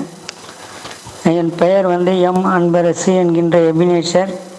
சென்னை கொருக்குப்பேட்டையில் நான் இருக்கேன். கடந்த 26/3/2019 ஈவினிங் போன வாரம் நீங்கள் ஆன்லைனில் பேசிக்கொண்டு இருந்த ப்ரேயர் மீட்டிங்கை நான் பார்த்தேன். அது பைபிள் ஸ்டடின்னு நினைக்கிறேன். அந்த பைபிள் ஸ்டடியில் நான் கொஞ்சம் வேலை செய்து எல்லாத்தையும் முடிச்சுட்டு ஈவினிங் உங்கள் ஆன்லைனில் ப்ரேயரை பார்க்க லைவை நான் ஆன் பண்ணும்போது என்னோட கூட கர்த்தர் பேசின வார்த்தை, இந்த லாஸ்ட் ஒரு ½ தான் உங்கள் மெசேஜை நான் கேட்டுக்கின்னு இருந்தேன். ஆனால் நீங்கள் அதில் ஏசாயாவில் 45:14 நீங்கள் பேசுனீங்க. எகிப்தின் சம்பாத்தியமும் எத்தியோப்பாவின் வர்த்தக செலவும் நெடிய நாட்களாகிய சாபோரின் வஸ்திரதலமும் உன்னிடத்திற்கு தாண்டி வந்து உன்னுடையதாகும் என்று சொன்னீங்க. நான் ஒரு சின்ன பிஸ்னஸ் தான் பண்ணியிருக்கேன். அந்த பிஸ்னஸ் கர்த்தர் என்னை ஆசீர்வாதமாக நடத்துவார்னு நினச்சி நான் பண்ணின்னு இருக்கேன். ஆனால் இந்த வார்த்தையை நான் கேட்டபொழுது அதை தாண்டி அது உன்னுடையதாகும் என்று சொன்னது ஆவியில் விசுவாசத்தோடு ஏற்றுக்கொண்டேன். அப்படியே உங்கள் மெசேஜை நான் கேட்டுக்கொண்டுனே இருக்கும்போது லாஸ்ட்டில் நீங்கள் காணிக்க நேரத்தில் எல்லாருக்கும் தேவனுக்கு காணிக்க போடலான்னு சொல்லிட்டு காணிக்க எடுக்க ஆரம்பிச்சிங்க. அப்போது காணிக்கத்துக்காகவும் ஜெபம் பண்ணிங்க. ஐயா பாலசேகர் ஐயா ஜெபம் பண்ணியிருந்தீங்க. அப்பொழுது காணிக்க இது ஆன்லைனில் யாரெல்லாம் பார்த்துன்னு இருக்கீங்களோ நீங்கள் கூட நான் அந்த ஸ்க்ரீனில் எங்கள் நம்பர் வரும், பேங்க் அக்கௌண்ட் நம்பர் வரும், அதில் யூஸ் பண்ணுங்கள் அப்படின்னு சொல்லியிருந்தீங்க. நான் ஆன்லைனில் பார்த்துன்னு இருக்கும்போது நானும் கர்த்தருக்காக எதுனா விதைக்கணும்னு தான் ஆரம்பித்தேன். ஆனால் என்னுடைய பேங்க் பேலன்ஸில் ஒரு 300 தான் இருந்தது. நான் பார்க்கும்போது 300 தான் இருக்குது. ஆண்டவரே, இந்த 300 எப்படி நான் அனுப்புறது, போகுமா நான் எனக்கு தெரியலன்னு சொல்லிவிட்டு அந்த சேவிங் அக்கௌண்ட்டு பாஸ்கர் ஐயா அக்கௌண்ட்டு எடுத்துகிட்டு அட்லீஸ்ட் ஒரு 100 ரூபீஸாவது போட்டு பார்க்கலான்னு சொல்லிட்டு நான் உங்கள் அக்கௌண்ட்டில் சென்ட் பண்ணேன். 2 வாட்டி 3 வாட்டி போச்சு, ஆனால் சென்ட் ஆகலை. சரி, இது சத்ரு சோதனையாக கூட இருக்கலாம், இன்னொரு வாட்டி சென்ட் பண்ணலான்னு சொல்லிட்டு சென்ட் பண்ணேன். ஆனால் அது போயிடுச்சு. அந்த டேட்டில் அந்த 26/3/2019 அன்றைக்கி நான் கர்த்தருக்காக 100 ரூபா உங்கள் அக்கௌண்ட்டில் கர்த்தருடைய அக்கௌண்ட்டில் நான் சென்ட் பண்ணேன். ஆனால் 27/3 கரெக்டாக எந்த டைமில் உங்களுக்கு அக்கௌண்ட்டில் நான் சென்ட் பண்ணணும் அதே டைமில் எனக்கு 7,700 லாபம் கிடச்சிது. இது கர்த்தருடைய பெரிதான கிருபைக்கு ஸ்தோத்திரம் உண்டாகும். ஆமாம், இதுவும் ஒரு சாட்சியாக நான் நிற்கிறேன். ஐயா பாஸ்கர் ஐயா, சென்னையில் நீங்கள் எங்கே மீட்டிங் இருந்தாலும் எனக்கு ஒரு மெசேஜ் மட்டும் அனுப்புமாறு கேட்டுக்கொள்ளு. இயேசுவின் நாமத்தினாலே ஆமென். பாருங்கள், ஒரு சின்ன வியாபாரம். இப்போது 7,700 ரூபாய் சொன்னாரா? சரி, ஓகே. ஒரு சின்ன இதுதான், அதாவது இதையே நான் போட்டு காமிச்சேன்னா ₹1,00,000 வந்ததுன்னு சொன்ன சாட்சிலாம் என்கிட்ட இருக்குது. இப்போ நான் அது உங்களுக்கு போட்டு காமிக்கலாம். ஆனால் இதை ஏன் போட்டு காமிச்சேன்னா, அவருடைய அந்த சின்ன அந்த விசுவாசத்தை பாருங்களேன். ₹300 தான் அக்கௌண்ட்டில் வச்சுருக்கிறாரு. அதில் ₹100 எடுத்து, நான் இது வரைக்கும் சும்மா பிஸ்னஸ் பண்ணிகிட்டு இருந்தேன், இனிமேல் வந்து கிங்டமில் இணைய போகிறேன், அந்த ராஜ்யத்தின் நோக்கத்தோடு நான் இணைய போகிறேன்னு ஆன்லைனில் சென்ட் பண்ணியிருக்கிறாரு. அது பாருங்கள் வரமாட்டேன்னு இருந்திருக்குது. பிசாசின் சோதனையோ அப்படின்னு நினச்சாராம். இப்போ ஆன்லைனில் பார்த்துட்டு இருப்பாருன்னு நினைக்கிறேன். அனுப்பிச்சி விட்டா இருப்பாருங்க, வந்துடுச்சு ₹100 உள்ள. அவர் நம்பவே இல்லை. அன்றைக்கி அந்த டைமில் ஒரு பிஸ்னஸ் க்ளோஸ் ஆகி ₹7,700 அவர் கையில் வந்திருக்குது. அவர் வாழ்நாள் அப்படி ஒன்று பார்த்ததே இல்லை. வாழ்நாள் அப்படி ஒரு திருப்பத்தை அவர் பார்த்ததே இல்லை. அதனால தான் நான் உங்களுக்கு சொல்கிறேன், இந்த பணங்கிறது வந்து உங்களுக்காக தான் வைக்கப்பட்டிருக்கு. நீங்கள் வெறும் தொழிலை நம்பிட்டு இருக்காதீங்க. நான் சொல்கிறேன், தொழிலை செய்யுங்க, உங்கள் நம்பிக்கையை தேவன் மேலே வைங்க. ஏன்னா தொழிலில் எப்படி நடக்கும்னு தெரியாது, ஆனால் அவர் உங்களுக்கு கொண்டு வந்து தர ஆரம்பிப்பார், அவர் கொண்டு வந்து கொட்ட ஆரம்பிப்பார். உங்கள் பிஸ்னஸ்னுடைய பொட்டென்ஷியல் எதுவோ அதுதான் உங்களுடைய வெல்த்துக்கான காரணம்னு நீங்கள் நினச்சிடக்கூடாது. அதை வச்சு லிமிட் பண்ணிக்காதீங்க. உங்கள் நம்பிக்கையை தேவன் மேலே வைங்க. கர்த்தரை நம்புகிறவனும் செழிப்பான். அவர் வந்து பாருங்கள், ஒரு இந்த இதில் எவ்வளோ இப்படி வரும்னு நினைக்கல, ஆனால் ₹7,700 அன்றைக்கி அவருக்குள்ளே வந்துச்சு. நான் சொல்கிறேன், இப்படி தான் ஆண்டவர் சிலரை என்ன பண்ணுறாருன்னா, ஒரு கிங்டம் அம்பாசிடராக, ஃபைனான்ஷியல் அம்பாசிடராக அவர் உங்களை அழைக்கிறார். ஹல்லேலூயா. உங்கள் இருதயத்தை ஒரே இடத்துக்கு திருப்பினா போதும், நானும் தேவனுடைய ராஜ்யத்தில் ஒரு ஃபைனான்ஸ் மினிஸ்டராக நான் இருக்க போகிறேன். நான் சொல்கிறேன், நீங்கள் எல்லாருமே ஃபைனான்ஸ் மினிஸ்டர் தான். தொழில் செய்கிற நீங்கள் எல்லாருமே ஃபைனான்ஸ் மினிஸ்டர்ஸ் தான். ஹல்லேலூயா. உங்கள் கையில் ஏன் கொடுக்குறாருன்னா, அவர் தெரியும் அவர் வேலை நடக்கும்னு சொல்லி. ஹல்லேலூயா. இதை எப்போவுமே நிறைய வந்ததுக்கப்புறம் செய்கிறதில்ல. இந்த சின்னதை பாருங்கள், ₹300 ₹100 எவ்வளோ பெரிய காசு. 1/3 முதல்ல கொடுத்துருக்கிறார். ஆனால் வந்தது எத்தனை மடங்குங்கிறத யோசித்து பாருங்க. எத்தனை மடங்கு பிரதர்? கணக்கு போட்டிங்களா? இதுவல்லவா இதுவல்லவா இதுவல்லவா விசுவாசம். 77 மடங்கு வந்திருக்குது. கர்த்தர் கனம் பண்ணுவாருங்க. அதனால தான் நான் சொல்கிறேன், சும்மா வந்து ஏதோ நான் கேட்டுக்கிட்டே இருக்கேன் அப்படி கிடையாது. இங்கே கேட்கும்போது விசுவாசம் உள்ளே உருவாகுது. இந்த விசுவாசத்தை எப்படி ரிலீஸ் பண்ண முடியும்னா, த்ரூ யுவர் கிவிங். இன்றைக்கி ஒரே ஒரு வாய்ப்பை உங்களுக்கு நான் தர விரும்புகிறேன், கொடுத்துட்டு நான் ஜெபம் பண்ண விரும்புகிறேன். நல்லா தெரிஞ்சுக்கோங்க, 2 விதமாக நம்ம கொடுக்கணும். ஒன்று, தேவன் நமக்கு தர இருப்பாருங்க, அதிலிருந்து கொடுக்குறது.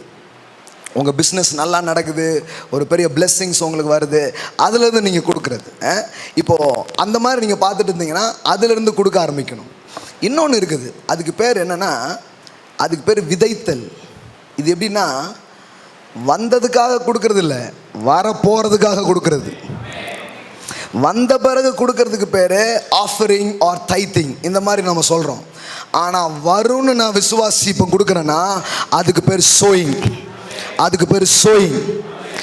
சிலர் வந்ததை கொடுக்குற இடத்துல இருக்கலாம், ஆனால் சிலர் விதைக்கிற இடத்துல இருக்கலாம்.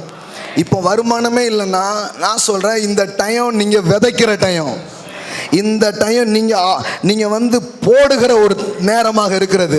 சிலர் ஜெபம் பண்ணுவோம். எப்படி ஜெபம் பண்ணுவோன்னா, ஆண்டவர் எனக்கு நிறைய வரட்டும், நான் கொடுக்கலான் இருக்கிறேன்ட்டு. அது வந்து ஹானர் பண்ணுறதுக்காக கொடுக்குறது. ஆனால் எனக்கு வரும்னு நான் விசுவாசிக்கிறேன், இப்போ நான் அதுக்காக விதைக்கிறேன்னா அது வந்து விதைக்கிற நேரமாக இருக்கிறது. ஆமென். பாருங்கள், எனக்கு சில நல்ல வார்த்தைகளை சில சொல்லியிருக்கிறார்கள். அந்த நேரம் என் கையில் எதுவும் இல்லாமல் இருந்திருக்கு. சில நேரம் பார்த்தீங்கன்னா ஒரு சின்ன மோதிரம் மட்டும் போட்டிருப்பேன், அதை எடுத்து நான் விதைச்சிருக்கிறேன். சின்னதாக ஒரு அமௌண்ட் என் கையில் இருக்கும், அதை கொண்டு போய் விதைச்சிருக்கிறேன். அதெல்லாம் எனக்கு வந்தபோது நான் விதைத்ததில்லை, என் கையில் இருந்ததை ஹானர் பண்ணி விதையாக நான் விதைத்த நேரங்கள். ஒரு காரியம் செஞ்சு எல்லாமே லாஸ் ஆகி கடைசியில் என் கையில் இருந்தது வெறும் ₹5000. டோட்டல் பணமே அந்த 5000 தான். ஒரு ஆஃபீஸ் ரூமில் சில காரியங்கள்லாம் பண்ணிகிட்டே இருந்தோம், அது அந்த அளவுக்கு நல்லா போகல. அந்த ஆள் என்ன யோசித்தாருன்னு தெரில, டெபாசிட்டில் கழிச்சிட்டே வந்தார். கடைசியில் இருந்தது எவ்வளவு? வெறும் 5000. இதுவும் இல்லாமல் போயிடக்கூடாதுன்னு அந்த ₹5000 கொடுத்தார். அந்த 5000 தான் என் கையில் இருந்தது. இந்த மாதிரி ஒரு மீட்டிங்ஸ் நான் உட்காந்துட்டு இருந்தேன். அங்கே ஒரு தேவனுடைய மனிதர் பிரசங்கம் பண்ணி கொண்டிருந்தார். அன்னைக்கு ஆவியானவர் சொன்னார், இது அப்படியே எடுத்துகிட்டு போனால் அதோட முடிஞ்சிடும், ஆனால் இதை ஒன்றால் விதையாக மாற்ற முடியும்னு சொன்னார். இதை சாப்பிட்டா அதோட முடிஞ்சிச்சு, ஆனால் இதை என்ன பண்ண முடியும்? விதையாக மாற்ற முடியும். நீங்கள் நம்புறீங்களா எனக்கு தெரில. மனைவி பிள்ளைங்கள்லாம் வீட்டில் இருக்கிறாங்க. டோட்டல் பைசாவே 5000 ரூபா. அதை அப்படியே எடுத்து விதைச்சிட்டு வீட்டுக்கு போயிட்டேன். நான் சொல்லட்டுமா, அதுக்கப்புறம் என் வாழ்க்கையில் தரித்திரத்தை நான் பார்த்ததே இல்லை. அதுக்கப்புறம் என் வாழ்க்கையில் நான் குறைவை பார்த்ததே இல்லை. அதுக்கப்புறம் என் வாழ்க்கையில் தட்டுப்பாடை பார்த்ததே இல்லை.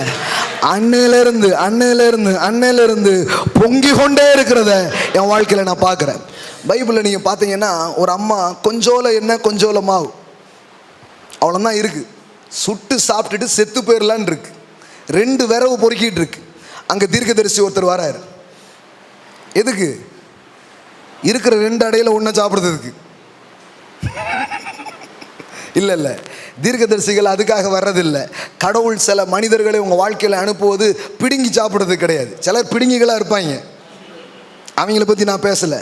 ஆனால் சிலரோடு இணையும் போது உங்களுக்கு உண்டாக ஆரம்பிக்கும். அதை நீங்கள் கண்டுபிடிக்க முடியும்.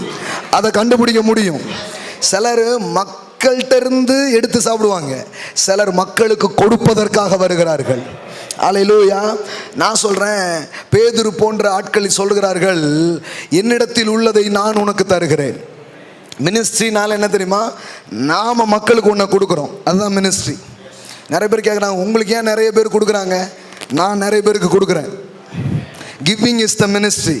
இப்போ இந்த தீர்க்கதரிசி சொல்கிறாரு, அதில் முதல் அடையை எடுத்துகிட்டு வாங்குறாரு. இப்போ நமக்கு என்னென்னா, நிறைய விருந்து வைக்கிற மாதிரி ஒன்று வந்தால் ஐயாவை கூப்பிட்டு நல்லா என்ன பண்ணலாம், சாப்பாடு போடலாம். ஆனால் இருக்கிறதே எவ்வளவு? 2 அடை. ஒன்று என் பையனுக்கு, ஒன்று எனக்கு. ஆனால் இதில் கேட்குறாரு. இப்போ அவர் சொல்கிறாரு, கடவுள் கேட்குறாருன்னா விதைக்கிறதுக்காக கேட்குறாரு. இது விதைக்கிற ஒரு நேரம். இப்போ பாருங்களேன், ஏன் இந்த மாதிரிலாம் இருக்குது பைபிளில்? முதல்லலாம் இந்த மாதிரி பக்கங்களை படிக்கும் பொழுது எனக்கு ஆண்டவர் அவ்வளோ நல்லவராக தெரியாது, தாண்டி போயிடுவேன். நான் என்ன யோசிப்பேன்னா, யாராவது பெரிய ஆள்கிட்ட போய் கேட்கலாம்ல, அந்த அம்மாவே 2 அப்பம் வச்சுக்கிட்டு இருக்கு, அவர்கிட்ட போய் வாங்கி சாப்பிடுவதா? இது கொஞ்சம் மனிதாபிமானமாகவே தெரியலையே. இப்போ சில பேர்கிட்ட இதை நான் பேசுகிறதே எனக்கு தெரியும், அவங்களே கஷ்டத்தில் இருக்கிறாங்க, கடனில் இருக்கிறாங்க, அவங்கள போய் விதைன்னு சொல்கிறதா? முன்னாடிலாம் சிலர் எனக்கு காணி கொடுப்பாங்க, அவங்க காணிக்கையை பார்த்துட்டு நான் கொஞ்சம் எக்ஸ்ட்ரா வச்சு அவங்க கையில் கொடுத்துருவேன். எனக்கு இது தெரியாது பாருங்கள் ஃபஸ்ட்டு. ஏன்னா இவ்வளோவா கஷ்டப்படுறீங்க, எதுக்கு இவ்வளோ கஷ்டப்படுறீங்க அப்படின்னு நான் கொஞ்சம் காசை வச்சு அவங்க கையில் கொடுத்துருவேன். அப்போ தான் ஆண்டவர் சொன்னார், இதுக்கு முன்னாடி அவங்க ஏழையாக இருந்ததுக்கு எது வேணுமாலும் காரணமாக இருக்கலாம், ஆனால் இப்போ ஏழையாக இருக்கிறதுக்கு நீ தான் காரணம்னாரு. அவன் கொடுத்து உன்னை வாங்கிக்கலான்னு வந்தால் நீ கெடுத்து விட்ட அப்படின்னாரு. அப்போ தான் எனக்கு இது புரிஞ்சிச்சு, இது மணி மேட்டர் கிடையாது, இது ஒரு அனாயிண்டிங்கில், விசுவாசத்தில் அவங்க விதைக்கிறதின் மூலம் அவர்களுக்கு உண்டாக ஆரம்பிக்கிறது, அவர்கள் அதை பெற்றுக்கொள்ள ஆரம்பிக்கிறார்கள். அப்போ அன்னைக்கு தீர்க்கதரிசி எனக்கு கொண்டு வான்னு கேட்டது காரணம் மொட்டை அடிக்கிறதுக்காக கிடையாது. இனிமே தான் முடி வளரப்போகுது, மொட்டை தான் ஆல்ரெடி அடித்தாச்சே, 2 இருக்கு, ஆனால் இனிமே முளைக்க போகுது. ஏன்னா உன்னுடைய விதையை அந்த கிங்டம்ல கொண்டு சொருகுகிறாய், தேவனுடைய ராஜ்யத்தில் கொண்டு போய் சொருகுகிறாய். அதுதான் கொடுக்கறதா இருக்குது பாருங்க. தீர்க்கதரிசி சொன்னா, இது நீ கொண்டு வா, பஞ்சம் முடிகிற வரைக்கும் எண்ணெயும் குறையாது, மாவும் குறையாது. எலியாவின் சொற்படியே அவள் செய்தால் வேதம் சொல்லுகிறது, பஞ்சம் முடிகிற வரை எண்ணெயும் மாவும் குறையாது இருந்தது என்று எழுதியிருக்கிறது. அல்லேலூயா. நான் சொல்கிறேன், 2 வகையான பிரேக் த்ரூஸ், ஃபைனான்சியல் பிரேக் த்ரூஸ்குள்ளே நீங்கள் போக முடியும். ஒன்று, தேவன் உங்களுக்கு ஏற்கனவே கொடுத்து கொண்டிருக்கிற அந்த காரியங்களிலிருந்து நீங்கள் விதைக்க ஆரம்பிக்கலாம். அது நிறைவிலிருந்து கொடுப்பது. ஆனால் இன்னொன்று இருக்குது, அது என்ன தெரியுமா? ஒன்றுமே இல்லை, ஆனால் இப்போ நான் விதைக்க போகிறேன். எனக்கு வந்ததுக்காக விதைக்கிறேன், அது வேற. எனக்கு வர்றதுக்காக விதைக்க போகிறேன். ஒரு நிலத்திட்ட போய் எனக்கு நிறைய மூட்டையாக நீ அறுவடையத்தா நான் விதைக்கிறேன்னு சொன்னால் எப்படி இருக்கும்? நிலம் சொல்லும், முதலாவது விதையை கொடு, பின்பு நான் உனக்கு அறுவடையை தருவேன் என்று. நான் சொல்கிறேன், தேவனுடைய வார்த்தை கேட்பதன் மூலம் உங்களுக்குள்ளே விசுவாசம் ஏற்படும் என்றால், உணர்ச்சி வசம் அல்ல, விசுவாசம் ஏற்படும் என்றால், நான் சொல்கிறேன், சோ யுவர் பெஸ்ட். உங்களுடைய சிறந்த விதைகளை இப்போதே நீங்கள் விதைக்க ஆரம்பியுங்கள். எழுந்து நிற்போம். எழுந்து நிற்போம். ஒவ்வொரு வாரமும் உங்கள் வருமானத்தில் கர்த்தர் உங்களுக்காக தரதில்ல, பெஸ்ட் எடுங்க, பெஸ்ட் எடுத்து கொண்டு வாங்க.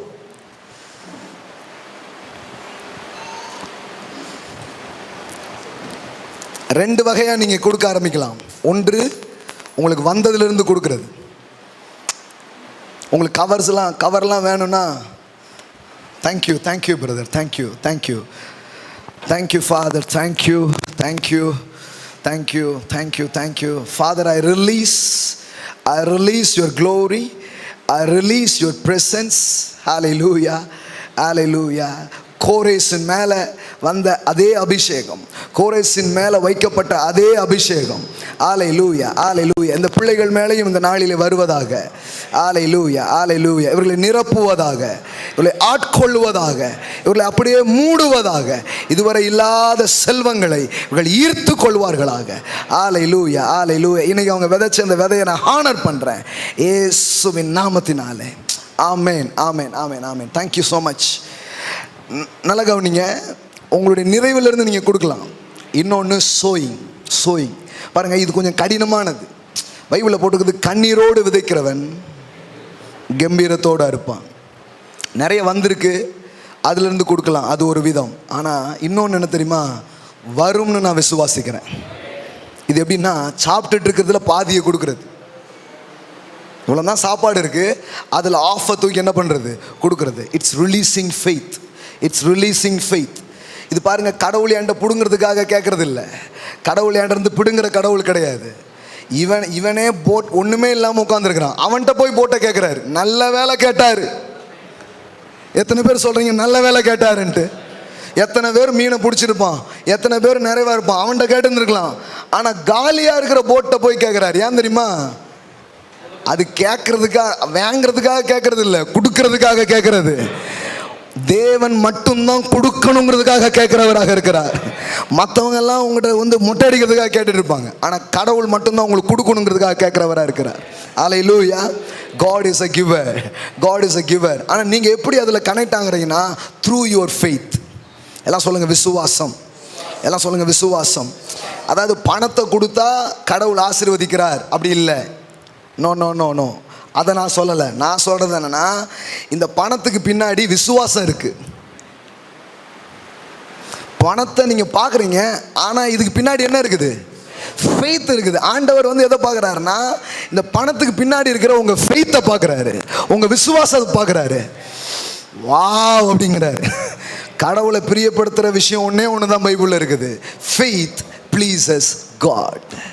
விசுவாசம் தேவனை பிரியப்படுத்தும். எல்லாம் சொல்லுங்க, விசுவாசம் தேவனை பிரியப்படுத்தும். ஹல்லேலூயா. வேற ஒன்றுமே கிடையாது. கிவிங்கிறது விசுவாசத்தை ரிலீஸ் பண்ணுற அற்புதமான ஒரு வாய்ப்பாக இருக்கிறது. ஆமென். கோரேஸ் கிட்ட ஏன் கொட்டுச்சு? எவ்வளோ தெளிவாக இருக்குது பாருங்க. பணம் தடையில்லாமல் உங்ககிட்ட வரும், நீங்கள் இந்த திட்டத்தை புரிஞ்சுக்கும் போது, இந்த நோக்கத்தை புரிஞ்சுக்கும் போது. ஏன்னா அவன் என் ஜனத்தை விடுவிப்பான், அவன் என் நகரத்தை கட்டுவான், பரிதானம் இல்லாமல் ஜனங்களுக்கு நன்மைகளை அவன் செய்வான். இந்த நோக்கம் வரும்பொழுது எல்லாத்தையும் அது என்ன பண்ண ஆரம்பிக்குது? ஈர்க்க ஆரம்பிக்கிறது. நான் சொல்லுவேன், கண்டிப்பாக வரும். அந்த விசுவாசம் இன்றைக்கி உங்களுக்குள்ளே வந்திருக்கும்னா, ஒரு நல்ல விதையை உங்கள் கைகளில் இடுங்கள். அறிக்கை செய்து நாம் கொடுக்க போகிறோம். ஹல்லேலூயா. எங்கேயோ ஆன்லைனில், இங்கே வரலைங்க, எங்கேயோ ஆன்லைனில் பார்த்துட்டு தான் அக்கௌண்ட்டில் இருந்த 300 ரூபாவில் ஒரு 100 ரூபா எடுத்து நான் விதைக்க போகிறேன்னு சொன்னேன். பாருங்கள், அதான் இன்னைக்கு பார்த்தோம் பாருங்கள். இந்த எண்ணெய் மாவு மாதிரி தான் இருக்கிறதே 300, மினிமம் பேலன்ஸே இல்லை. ஆனால் இப்போ பார்த்தா ஃப்ளோவாக ஆரம்பிக்குது. போன வாரம் இங்கே ஜோம் பண்ணும் போதே முடிஞ்ச உடனே சில பேர் மொபைல் கொண்டு இருந்தாங்க. உங்களுக்கு எவ்வளோ அமௌண்ட் வந்துச்சு பிரதர்? 465. 465 ஃபுல்லாக சொல். 4,65,000. போன வாரம் 4,65,000 வந்தது. இங்கே முடிச்சு அங்கே நிற்கும் போது இன்னொரு பிரதருங்க, அவர் மைக்கேல் பிரதர், பணம் வித்ட்ரா பண்ண போயிருக்கிறாருன்னு நினைக்கிறேன். சூட்கேஸோட வாங்க. ஹல்லேலூயா.